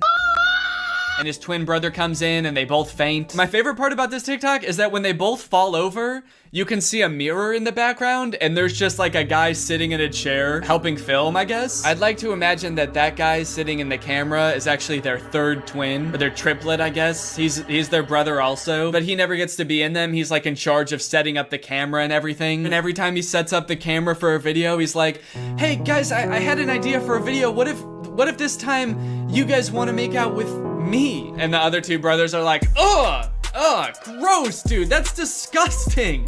You're our brother. They've got another TikTok where this dude does the exact same prank again, but with this like eyeball sticking out of the head device, which is absolutely grotesque, I must add. And it's interesting because this time just one of the twins faints. I guess the pranker is getting a little bit used to it, but I got a feel for the twin being pranked. I mean, this would be a lot to walk in on. Walking in and seeing your brother, like literally with his eyeball hanging out, yeah, I would faint too. I would be horrified. I really feel for this guy. Plus, that's not just his brother, you know? That's his husband. Honestly, I haven't watched all their TikToks. There could be some other weird twist like this is also his dad or some shit. I'm hesitant to try to box them into any kind of like nuclear family that we would all be used to. I don't know what's going on with them at all. They've also got dance videos, which get pretty spicy. City talking, we taking notes. I like to imagine someone scrolling down their profile being like absolutely disgusted by most of their TikToks and being like, oh, thank God, finally a normal TikTok. Oh, fuck, dude. There's a comment on this one that says sus, but I'm starting to accept it. Is this how quickly as a society we become desensitized to things now? What changed? What made you start to accept it? I'm so confused. I feel like something must have happened to this person in their own personal life outside of watching these TikToks that made them accept it. Like maybe their brother got really hot all of a sudden and they were like, whoa, maybe I spoke too soon. These TikToks are kind of on point. Okay, wait, hold on. So now this is confusing. I've started to see comments that are really throwing a wrench in my understanding of this situation. This comment says, are you guys dating or brothers? And this person responded saying, actually at first they were saying, but did not know they were related until the DNA test showed up. Oh, they meant dating. Actually at first they were dating, but did not know they were related until the DNA test showed up. So this person is saying somehow these two guys fell in love without knowing that they were twin brothers. These guys are like, whoa, that's crazy. I mean, we knew we looked exactly alike and we were both coincidentally adopted from the same orphanage, but how was I supposed to know I'm related to the guy? Okay, now I'm seeing comments that are saying that they might not actually be brothers. My guess is they aren't really brothers. They look alike, but they had cosmetic surgery to look more similar and they're just acting like brothers. Okay, I'm sorry, that seems so unfeasible to me. Spending thousands of dollars to look like somebody else, to get 70,000 likes on TikTok and have everyone think that you're in love with your brother? Okay, this person said they are brothers, and then someone commented under that, if you look closely, they don't look anything alike. I think they just seem like it for clout. Maybe. And then someone else said, yeah, I've stalked them for the past 15 minutes, and honestly, they look alike, but not really like brothers. What? Are these guys not twins? Hold on, no. I've spent the past like 3 days watching these guys' videos. Are they not twins? Do they just look like twins because they wear the same clothes all the time? All right, I've been doing some investigation into the topic. Here's my presentation. Alisov brothers. Twins? Or just guys? Are these two genetically identical humans? Or are these just two guys having fun, having a good time? In this investigation, I wanted to take a closer look at the two guys to see if they really look as similar as I thought they did. One of the tricky things about doing this is they never like have both of their faces right next to each other for comparison, like both looking dead on into the camera, both at the same distance. Kind of suspicious, no? Really makes you wonder. No. All right, let's start with the similarities. The similarities I think are pretty obvious. Take a look at this. In some pictures, their faces are virtually indistinguishable. Look at the noses. This is the same nose. The shape of the nostril, the curvature, that little swoop that makes it look like just like a ski slope. That if you were a little skier, you'd probably just ski right off and then land in the twin brother's mouth, because they'd sort of be right next to each other like that. They've got the same eye color. Look at the ears, too. I mean, that's like having the same nose and the same ears. What is that? What are the odds of that? I'm not a geneticist. I don't know how much ears vary from person to person, but like, look at how thin like the ridge of the ear is. I feel like that's abnormal. Yeah, I've definitely got a fatter ear ridge there. That's not a normal ear ridge thickness. So of course they have the same hair, but that's pretty easy to fake. Even if they didn't, they could dye their hair and cut it the same way. I could shave my head and I'd look just like Jeff Bezos. Does that mean that I'm entitled to some of his wealth?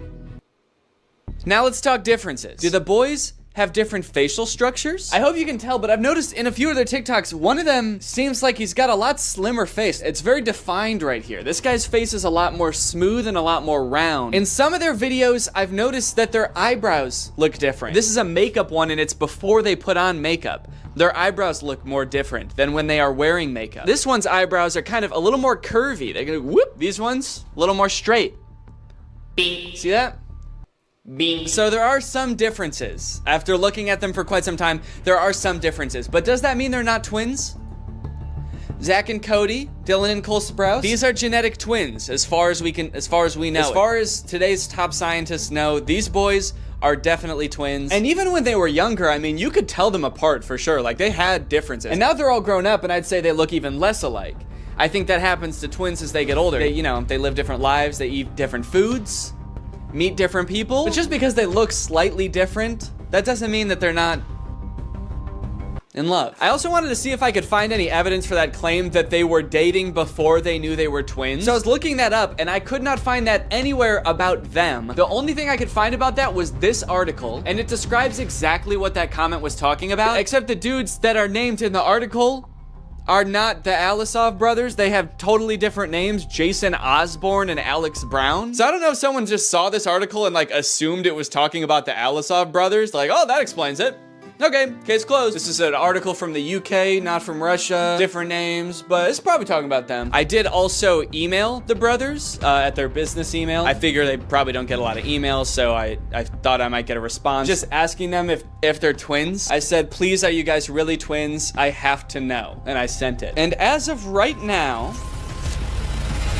I have not heard back. So after that deep and thorough investigation, my opinion, they're twins. They are, I do think that they're twins. Sure, they have small differences in their facial features, but like they look exactly the same. They're twins.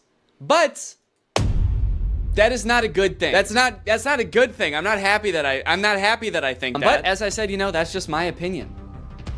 What do you guys think? Are they twins? Are they really in love?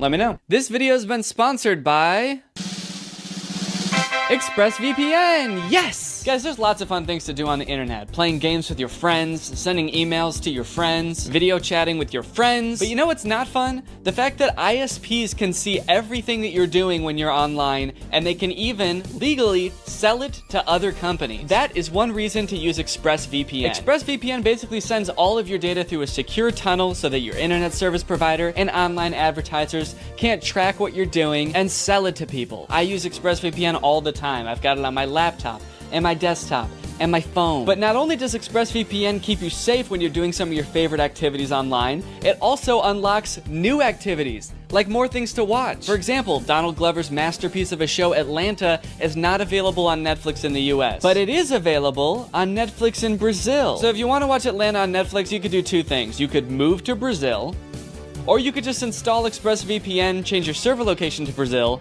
and now you can, and then you can watch it. You can pick whichever one you want to do, but I think ExpressVPN would be easier. ExpressVPN's got the fastest speeds, they've got 24/7 customer support, and they're consistently ranked the #1 VPN by multiple sources, as you can clearly see here. So if you want to find out how you can get 3 months of ExpressVPN for free, then head on over to expressvpn.com/Danny Gonzalez. That's expressvpn.com/Danny Gonzalez. Thank you to ExpressVPN for sponsoring this video, and thank you to you guys for checking out ExpressVPN. Bye, thanks for watching. What's up, Greg, and welcome back to another episode of This Tunnel Lady is kind of cringe. Oh, no, Danny, watch out. She's right under me, isn't she? In In case you're unfamiliar like I was just a few weeks ago, the Tunnel Lady, aka Kala, aka Engineer Everything on TikTok, makes TikTok videos documenting her experience digging a massive tunnel system under her suburban house. Is this safe? I do not know. Is this legal? I also do not know. But is this really, really good content? I do not know. After having heard about her for a while but never really looking into her, this is the first TikTok I saw of her. She posted it back in November of last year. So I figured I would show this to you guys so you could kind of learn about her in the same way that I learned about her. That way we can be on the same page. I have a new problem in my suburban mine. It is not this water, but rather that I am getting out of range of the minecart. Every castle building stone has to be carried up this tunnel to the antechamber. Okay, immediately, this project is so much more expansive than I thought. She says so many things in rapid succession that could be their own entire subplot. 1, the giant pool of water in her mine. 2, she has dug so deep that she's out of range of her minecart. Kala, how deep have you dug? She's like, it's also getting really hot down here. All of the rock is molten. It makes it really hard to dig. And 3, she says that because she's out of range of her minecart, it's making it a lot harder to get her castle building stones out of the mine. Every castle building stone has to be carried up this tunnel. Is there a castle now? People just call her Tunnel Lady. I thought that there was just a tunnel. She's got so much more going on than I thought. I also like that she says the giant pool of water isn't a problem. I guess that just goes to show how little I know about suburban mining, because to me, that seems like a huge problem. How do you dig deeper when it's just water? You can't dig water, can you? Needless to say, there's a lot of lore going on in this TikTok, and I need to know more. So, like Kala digging into the Earth's mantle, it's time to get to the bottom of this. This next TikTok is Kala's first ever TikTok she posted to this account, and in it she introduces a big new project that she's going to be undertaking, building a storm shelter in her basement. I am about to embark on a new and complex project. I like that stupid project flashes on the screen as she's describing it. She's all excited about it. It kind of makes it seem like this is an interjection from future Kala like 2 years from now. Stupid project, you should have never started this thing. What are you doing? I'm trying to warn you via CapCut editing. I'm planning to construct a storm shelter off the side of my basement. It's going to take a very long time. Well, she was definitely right that it was going to take a long time. She posted this in October of 2022, and she is still digging. That being said, it is interesting to know that the original point of the tunnel was to just be a storm shelter. I feel like she's past that point. I feel like digging like 10 feet into the ground would have been enough to protect just one person from a storm. But there she is, just still going. Why do I feel like she knows something we don't? She's either preparing for a cataclysmic storm that none of us know is coming, or she has ulterior motives. She's like, the main purpose of this tunnel will be to protect me from tornadoes. Secondarily, I have been hearing a sinister voice booming from the earth, begging me to free it from its subterranean prison. So needless to say, I think this should be a pretty fun project. In all seriousness, no, I can totally understand why she would want to keep digging after she started. If she turned around now, she could be like 5 feet away from that giant diamond. The shelter itself will be cut into this wall here. This is off the side of my bunker home office. That is a very interesting home office setup. You know, I was wondering at first if she was planning on finishing the tunnel when she was done with it to sort of make it just an extension of her house and make it furnished and everything. After seeing her home office, I gotta say, I don't think that's likely. Kala's home office is literally the Batcave. She's getting work done in the Batcave. This tunnel's gonna be perfect for hiding from storms, tornadoes, the Riddler, he's after me. She also pans over to reveal she has a green screen in her basement. Behind the green screen. I am very intrigued by Kala. Who is this mysterious woman? I thought the tunnel was going to be the most interesting thing about her, but it seems like she's got a lot going on. Quite frankly, all this mystery is making me thirsty. But luckily, unlike Kala, I don't have a water problem. I have a water solution. Today's sponsor, Arup. Arup is a great way to meet your hydration goals because sometimes you're just not in the mood for water. You want a little bit more zest to it. And Arup flavors your water via scent. You place this little scent pod on top. Right now it's deactivated, but as I pull it up like this, it becomes activated and air is able to flow through the pod into the nozzle and then into your mouth, where your mouth feels like it's tasting the flavor. In this case, I have a lime scent pot on here, but they come with a variety of flavors. So even though I'm just drinking water with no chemicals added or nothing, I feel like I'm drinking something that's lime flavored. One of the best parts of Air Up is that you're getting all the fun of having flavored water without any of the downsides, like added sugar or sweeteners or chemicals. It's just straight up water and smell. I like sipping from my Air Up while I'm writing videos, doing work, even filming, as you can see. That extra bit of flavor just puts a little bit of pep in my step. And trust me, if you've seen the way I step before, you know that it's sad and it needs some pep. So if you want to try out this revolutionary hydration technology for yourself, head on over to the link in the description. Get yourself an Air Up. Get yourself a bunch of fun flavors. Thanks to Air Up for sponsoring this video. Thank you to you guys for checking out Air Up. Just 6 days after posting the original TikTok, she posted this video where she goes over the litany of problems she has already run into. We're running into some problems that have put us into a dead halt. Unfortunately, there is a little bit of water seepage. It's not a blocker, but it is irritating. Yeah, I hate to break it to you, Kala, but it's gonna get a lot worse. If you think that amount of water is irritating, you're gonna be pissed in like a year when you have a literal well in the middle of your mind. We have run out of space for excavated rock and have to get the elevator working now. Yeah, you're definitely gonna need to figure out a way to get the rock out of there, because otherwise it's not mining. You're just moving around rocks. You can't just be like, all right, guys, I finished the tunnel system. It's actually the exact size that my basement used to be. But I moved all of the rock into the basement, so now I don't have a basement anymore. I just have a basement-sized tunnel, which sucks because that's where all my bat gear was, and the penguin actually is after me right now. The power cord has started smoking and sparking. The biggest problem is that the jackhammer has stopped working. Okay, great. Perfect. Excellent update. You're like 2 feet into the tunnel and every single part of the operation is already going wrong. Even things that aren't mining related are going wrong. That extension cord?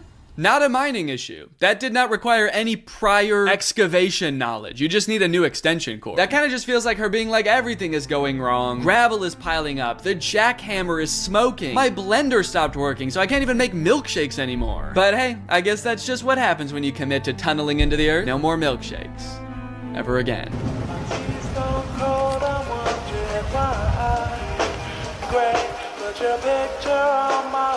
Yeah, it is really bad. You're digging a hole under your house. You cannot afford to cut corners. So this is a structure she was building as sort of an elevator to get rocks out of her basement. She's building like a mining elevator, and I guess while she was building it, it collapsed. I gotta say, at this point, I am pretty concerned about the success of her project. She's still just a few days in, and like, I don't know if she's done anything right yet. She does seem pretty nonchalant about it though, you know? If her entire tunnel collapses and her house falls into the underworld, I think she'll take it in stride. I gotta say, I knew that digging a tunnel would be like a big undertaking, but it wasn't until I started watching these videos where I started to realize all of the logistics that go into it. There's a lot that can go wrong. In this video, she takes a Geiger counter into her tunnel and realizes that there's like twice as much radiation as there was in the rest of her house. The nuclear radiation readings so high in the storm shelter excavation. Every time I measure it, the counts per minute are more than double what they are upstairs. Kala, come on. You gotta figure that out. To be fair, I don't know why the radiation would be higher underground than it would be in the rest of her house. But I'm not in the mine. It's not my mine. You gotta figure that out, dude. Yeah, the top comment is radon ? That's not good. The next video, she's doing the same thing with a Ouija board. Hey guys, does anyone know why every time I take the Ouija board into the tunnel, it spells out, I must consume the souls of the innocent? It doesn't do that anywhere else in my house. One of the reasons for extending my tunnel system is to harvest a layer of building stone. So far, I only found one good layer, about a foot thick. It is fractured in ready-made rectangular prisms. It's crazy. I'm finding all of these perfect building blocks. They're rectangular, they look great, they're gonna fit right in my neighborhood because they're actually already the same color as my neighbor's foundation.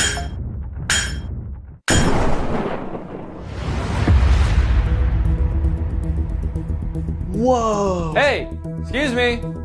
You can't be in here. Oh my god, TV, couch, foosball table?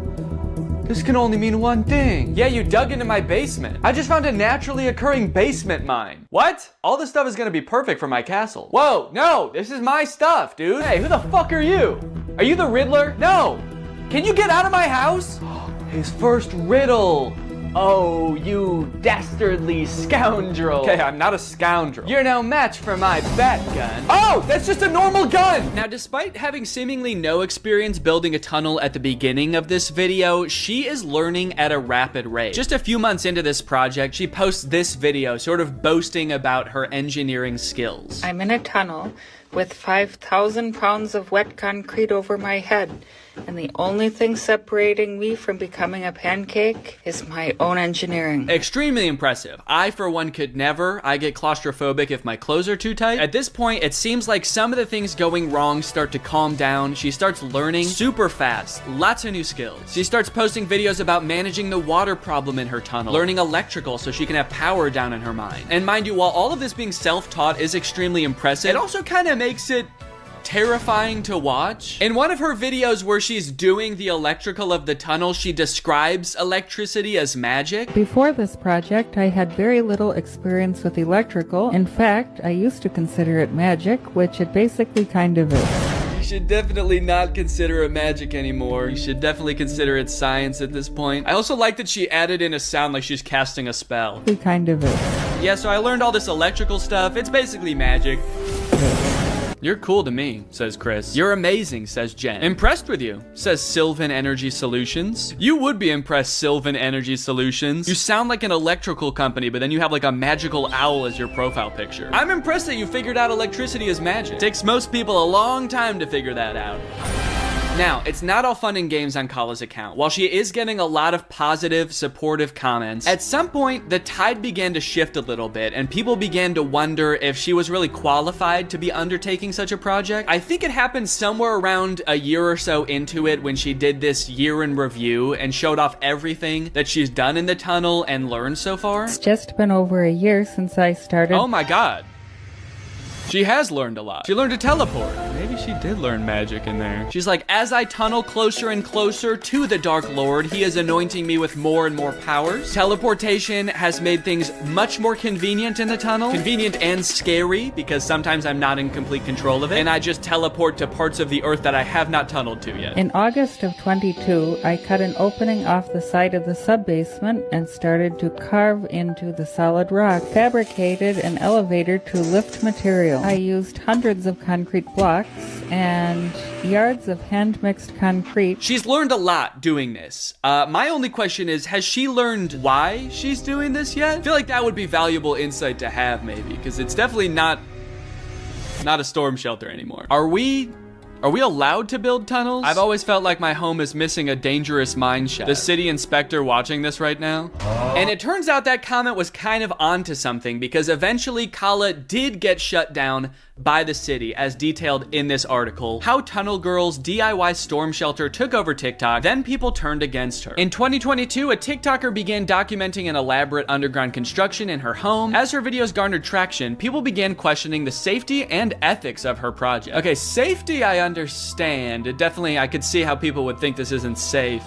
Ethics? She like bringing kids into the mine or something? I guess ethical concerns could boil down to the fact that, you know, she could be like digging a giant sinkhole under her neighborhood, and that could affect her neighbors' houses as well. That's pretty fair. You know, I would be concerned if I found out one of my neighbors was like hollowing out the ground beneath my house. So that could be the ethical concern. It could also be like releasing horrors from the earth beyond our comprehension. One of those two, I guess. What began as a characteristically quirky TikTok anecdote of a person on a curious home renovation style mission has become a messy source of debate, speculation, and even political contention. Political contention? Did I miss something? What happened? Experts are worried as the tunnel appears to be headed straight for the White House. And she has a gun. Is she planning to hop out of the floorboards of the White House and assassinate the president? Or does she have a map to treasure? Kala has refused to comment. Over time, her project became increasingly ambitious. By August 2023, Kala referred to her project as an underground tunnel system. See, that's a big leap. That makes me think she's not being totally honest with her motives here, because that's quite the escalation from the storm shelter she was building originally. I swear, man, these influencers, you give them an inch, they'll take a mile. The next line of the article is like, by January of 2024, Kala referred to her project as a subterranean metropolis. What she's involved in isn't new. It's known as hobby tunneling, a passion for underground digging typically associated with men. Ah, yes, the masculine urge to dig. If you ever notice, all men are born with this innate desire to burrow into the earth and hide from God. Over the past year, viewers have questioned whether Kala is qualified to undertake the complex construction work depicted in the videos. She has repeatedly acknowledged that she has no formal training, but believes that she can teach herself the necessary skills to perform the work safely. In one comment under a July video, she clarified that she is an engineer, as her TikTok handle suggests, but a computer engineer, not a civil or structural one, as people presume. Yeah, no, I could see why people would have gotten that twisted. I'm not saying that she intentionally tricked people. In fact, I think it was probably an honest mistake. She is an engineer. But I could totally understand why people would be shocked to find out that the woman hauling thousands of tons of rock out of her basement is in fact not that kind of engineer. In November, Kala was interviewed by NBC News clarifying that the project wasn't a doomsday bunker. Yeah, well, that doesn't really clarify anything, because like if it was a doomsday bunker, that would have clarified what it is, but now I'm just more, like that's just more confusing now. I'm not really a prepper or concerned about that kind of thing at all, but I just thought it would be neat to have, like a little protective shelter area, she told the outlet. And so I started working on that, and also it's a challenge, and I live for challenges. It keeps me preoccupied and keeps me entertained. Okay, well, there's the answer we were all looking for, I guess. She just likes it. She's having fun. And at the end of the day, isn't that all that matters? In late December, videos expressing concern about the impact Kala's project was having on her neighbors began to circulate. Oh, okay, no, that wasn't all that matters. Then on December 31st, Kala responded to rumors that her project was being shut down with a video explaining that local city officials had halted it. So they did give me a stop work order and are requiring an immediate evaluation by a professional engineer. Fortunately, contrary to few rumors here, it is constructed entirely below the slab of my house. Wait, how is it entirely under the slab of your house? It is constructed entirely below the slab of my house. Didn't you start at the edge of your basement and then dig like 30 feet in one direction? Maybe I just don't understand the shape of her house, but I feel like she's definitely in her neighbor's yard at this point. Also, wouldn't making the tunnel system completely under the slab of her house actually be super dangerous? Because that's the dirt that your house is sitting on. So the project is halted, Kala is waiting to get her tunnel system approved, and that's pretty much the whole story right now. Or is it? While watching through all of her videos, I uncovered a bit of a strange subplot that not enough people are talking about. Bedroom remodeling. Previous occupants considered this room haunted and reported frequent creepy occurrences and ghostly encounters. I'm planning on reimagining the room and renovating the walls/carpet. The bulkhead needs to be fixed and the shoddy trim replaced. I love the curtains. Okay, hold up. You just listed a bunch of things wrong with this room, but one of them seems way more important than the others. Tell us about the haunted room. Why is it haunted? What is the ghost? You, Kala, would not make a very good realtor. Okay, this is the primary bedroom. This window has a great view. There's plenty of space in here. A little goblin there. All carpet, floors, of course. Sorry, goblin? I forgive you. No, I wasn't apologizing to you. Why is there a goblin? Okay, sure, there is a goblin. But the rest of the house is really nice, you know? When he's not stinking up the place. Yeah, sure, it's a great house, but I'm supposed to sleep in here. Is that little freak gonna watch me sleep every night? I didn't want a goblin. Oh my god, goblin this, goblin that. Dude, if you love the goblin so much, why don't you just fuck him already? I don't love the goblin. Be kind with your words, please. I just want a normal house. Nice windows, nice floors, no goblin. Well, if there's no goblin in the tunnel, why don't you just sleep down there?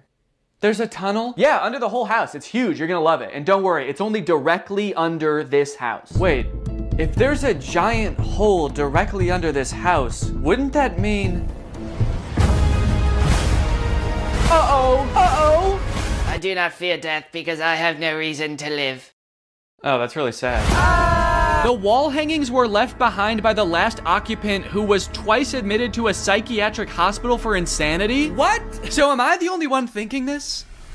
This is why she's digging the tunnel, to get away from the ghost. I knew there must be a better reason, and this is it. She's got a ghost in her house. But unfortunately, Kala, I do have to inform you that ghosts can hunt the ground under your house too. They own the ground rights all the way to the core of the earth, actually, unfortunately. And the air rights too. So don't try building a castle over your house either, you won't be safe there. The first time I saw this video, I was stunned. I was like, how were you only talking about this sometimes? But don't worry, she does have another video about the room where she goes into more detail, because so many people asked about it. Yes, this room room has a dark past, including haunting and madness. I rented it to several friends over the years, and they reported voices, hallucinations, and negative energy. Okay, did you tell them that you were actively tunneling underneath them? Because I feel like that could explain at least one of those things. They reported hearing voices, banging, jackhammer sounds, creepers hissing, zombies moaning. I am currently renovating the room slowly as a side project, hoping to freshen it up for a brighter future. Okay, so if 2 of your friends have been driven to insanity by the room, They reported voices, hallucinations. I don't think that renovating it is gonna help. I mean, by all means, go for it. I support the renovation. There's no reason the room needs to also look insanely haunted just because there's a ghost there. Turn it into like a nice little zen oasis that just happens to torment the souls of those in it. Maybe those 2 things will cancel each other out and it'll just feel like a normal room. You know what would be a better use for all that castle rock, actually, that you've been finding in the tunnel? Just fill in that room. Fill the whole thing up with dirt. Just be like, we don't have that room anymore. Also, Kala, it sounds like you've had several friends rent this room from you. I rented it to several friends over the years. Why do you keep renting it to people if you know it ruins their lives? You, Kala, would not make a very good realtor. The only thing left behind is this drawing of a tree that she always kept with her. On the reverse side, there is a photo of a motivational writer who she had a deep parasocial relationship with. It just feels like you're kind of throwing her under the bus for that one. Doesn't seem like that has anything to do with the ghost. The room is the second most haunted place in the house. Second? Okay, this is wild, right? Who would have thought that the amateur mining operation this woman had going on in her basement was actually not the most interesting thing about her? But I am so hooked. Please tell us about the other room. My house has 2 haunted areas. One is this troubled bedroom, and the second is this normal-looking closet. I like that she says normal-looking closet as the camera creeps in toward a terrifying closet with horror music swelling. Ah, yes, totally normal-looking closet, the kind every house in the 1800s has. Oddly, I was not able to view the bedroom with that closet before buying the house, and it was still locked during the home inspection. Damn, that's really weird. Who was the realtor? You? I felt some suspicion, but after closing, everything seemed fine. What happened there? Did she just trip in the middle of the take and continue on like nothing happened? Closing, everything seemed... This is the most interesting person in the world. I was upstairs cooking with a few roommates, and we heard a muffled pounding sound from downstairs. But the room was empty. A moment of silence was broken by renewed racket from inside the closet. Okay, well, it's time to sell the house. I think you have to sell the house. I don't know how many rooms your house has, but if 2 of them are uninhabitable due to ghosts, you have to move. If 2 of the rooms in your house turn you into a husk of a human being, fill them with rocks. On a serious note, Kala, if you are watching this, buy a carbon monoxide detector if you don't have one already. Carbon monoxide poisoning can do this type of thing to people and make them think that they are going insane, so maybe look into that. How crazy would it be if she bought a carbon monoxide detector and found a leak and she fixed it, and like the second the carbon monoxide was gone, she was like, why the fuck is there a tunnel in my house? All right, guys, well, I hope you enjoyed this video. If you did and you're new here, make sure you subscribe and turn on my notifications to join Greg. Greg is what I call my family here on YouTube. We're a family, we're an army, we're a collective. So go ahead and subscribe and turn on my notifications to join Greg. I'll see you guys next time with a very interesting video. Bye-bye. This is the most state-of-the-art VR headset on the market today, and I am its newest and proudest owner. The reason I went out and got this headset is because I want to experience the worst VR games in existence. I've done other videos before about trying bad iPhone games, but I have a feeling that VR games are gonna be so much worse. Because sure, those games have had bad graphics and glitches and didn't make any sense, but imagine strapping all of those things to your eyeballs. I think these games, if they're really bad, might be the worst gaming experience possible. Or maybe they'll actually be really good. I'm not actually sure. This is the first game I'm gonna play. It's called Eastwood VR. I found this game by going to Steam's VR section. I searched shooter, and then I scrolled all the way down to the bottom to find the worst reviewed game. As you can see, it says 18% of the 11 user reviews for this game are positive. Let's check out the trailer.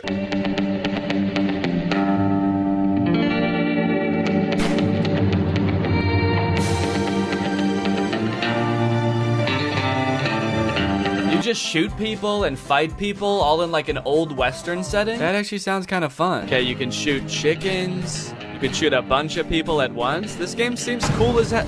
Wait, who is that? What is that guy? Are those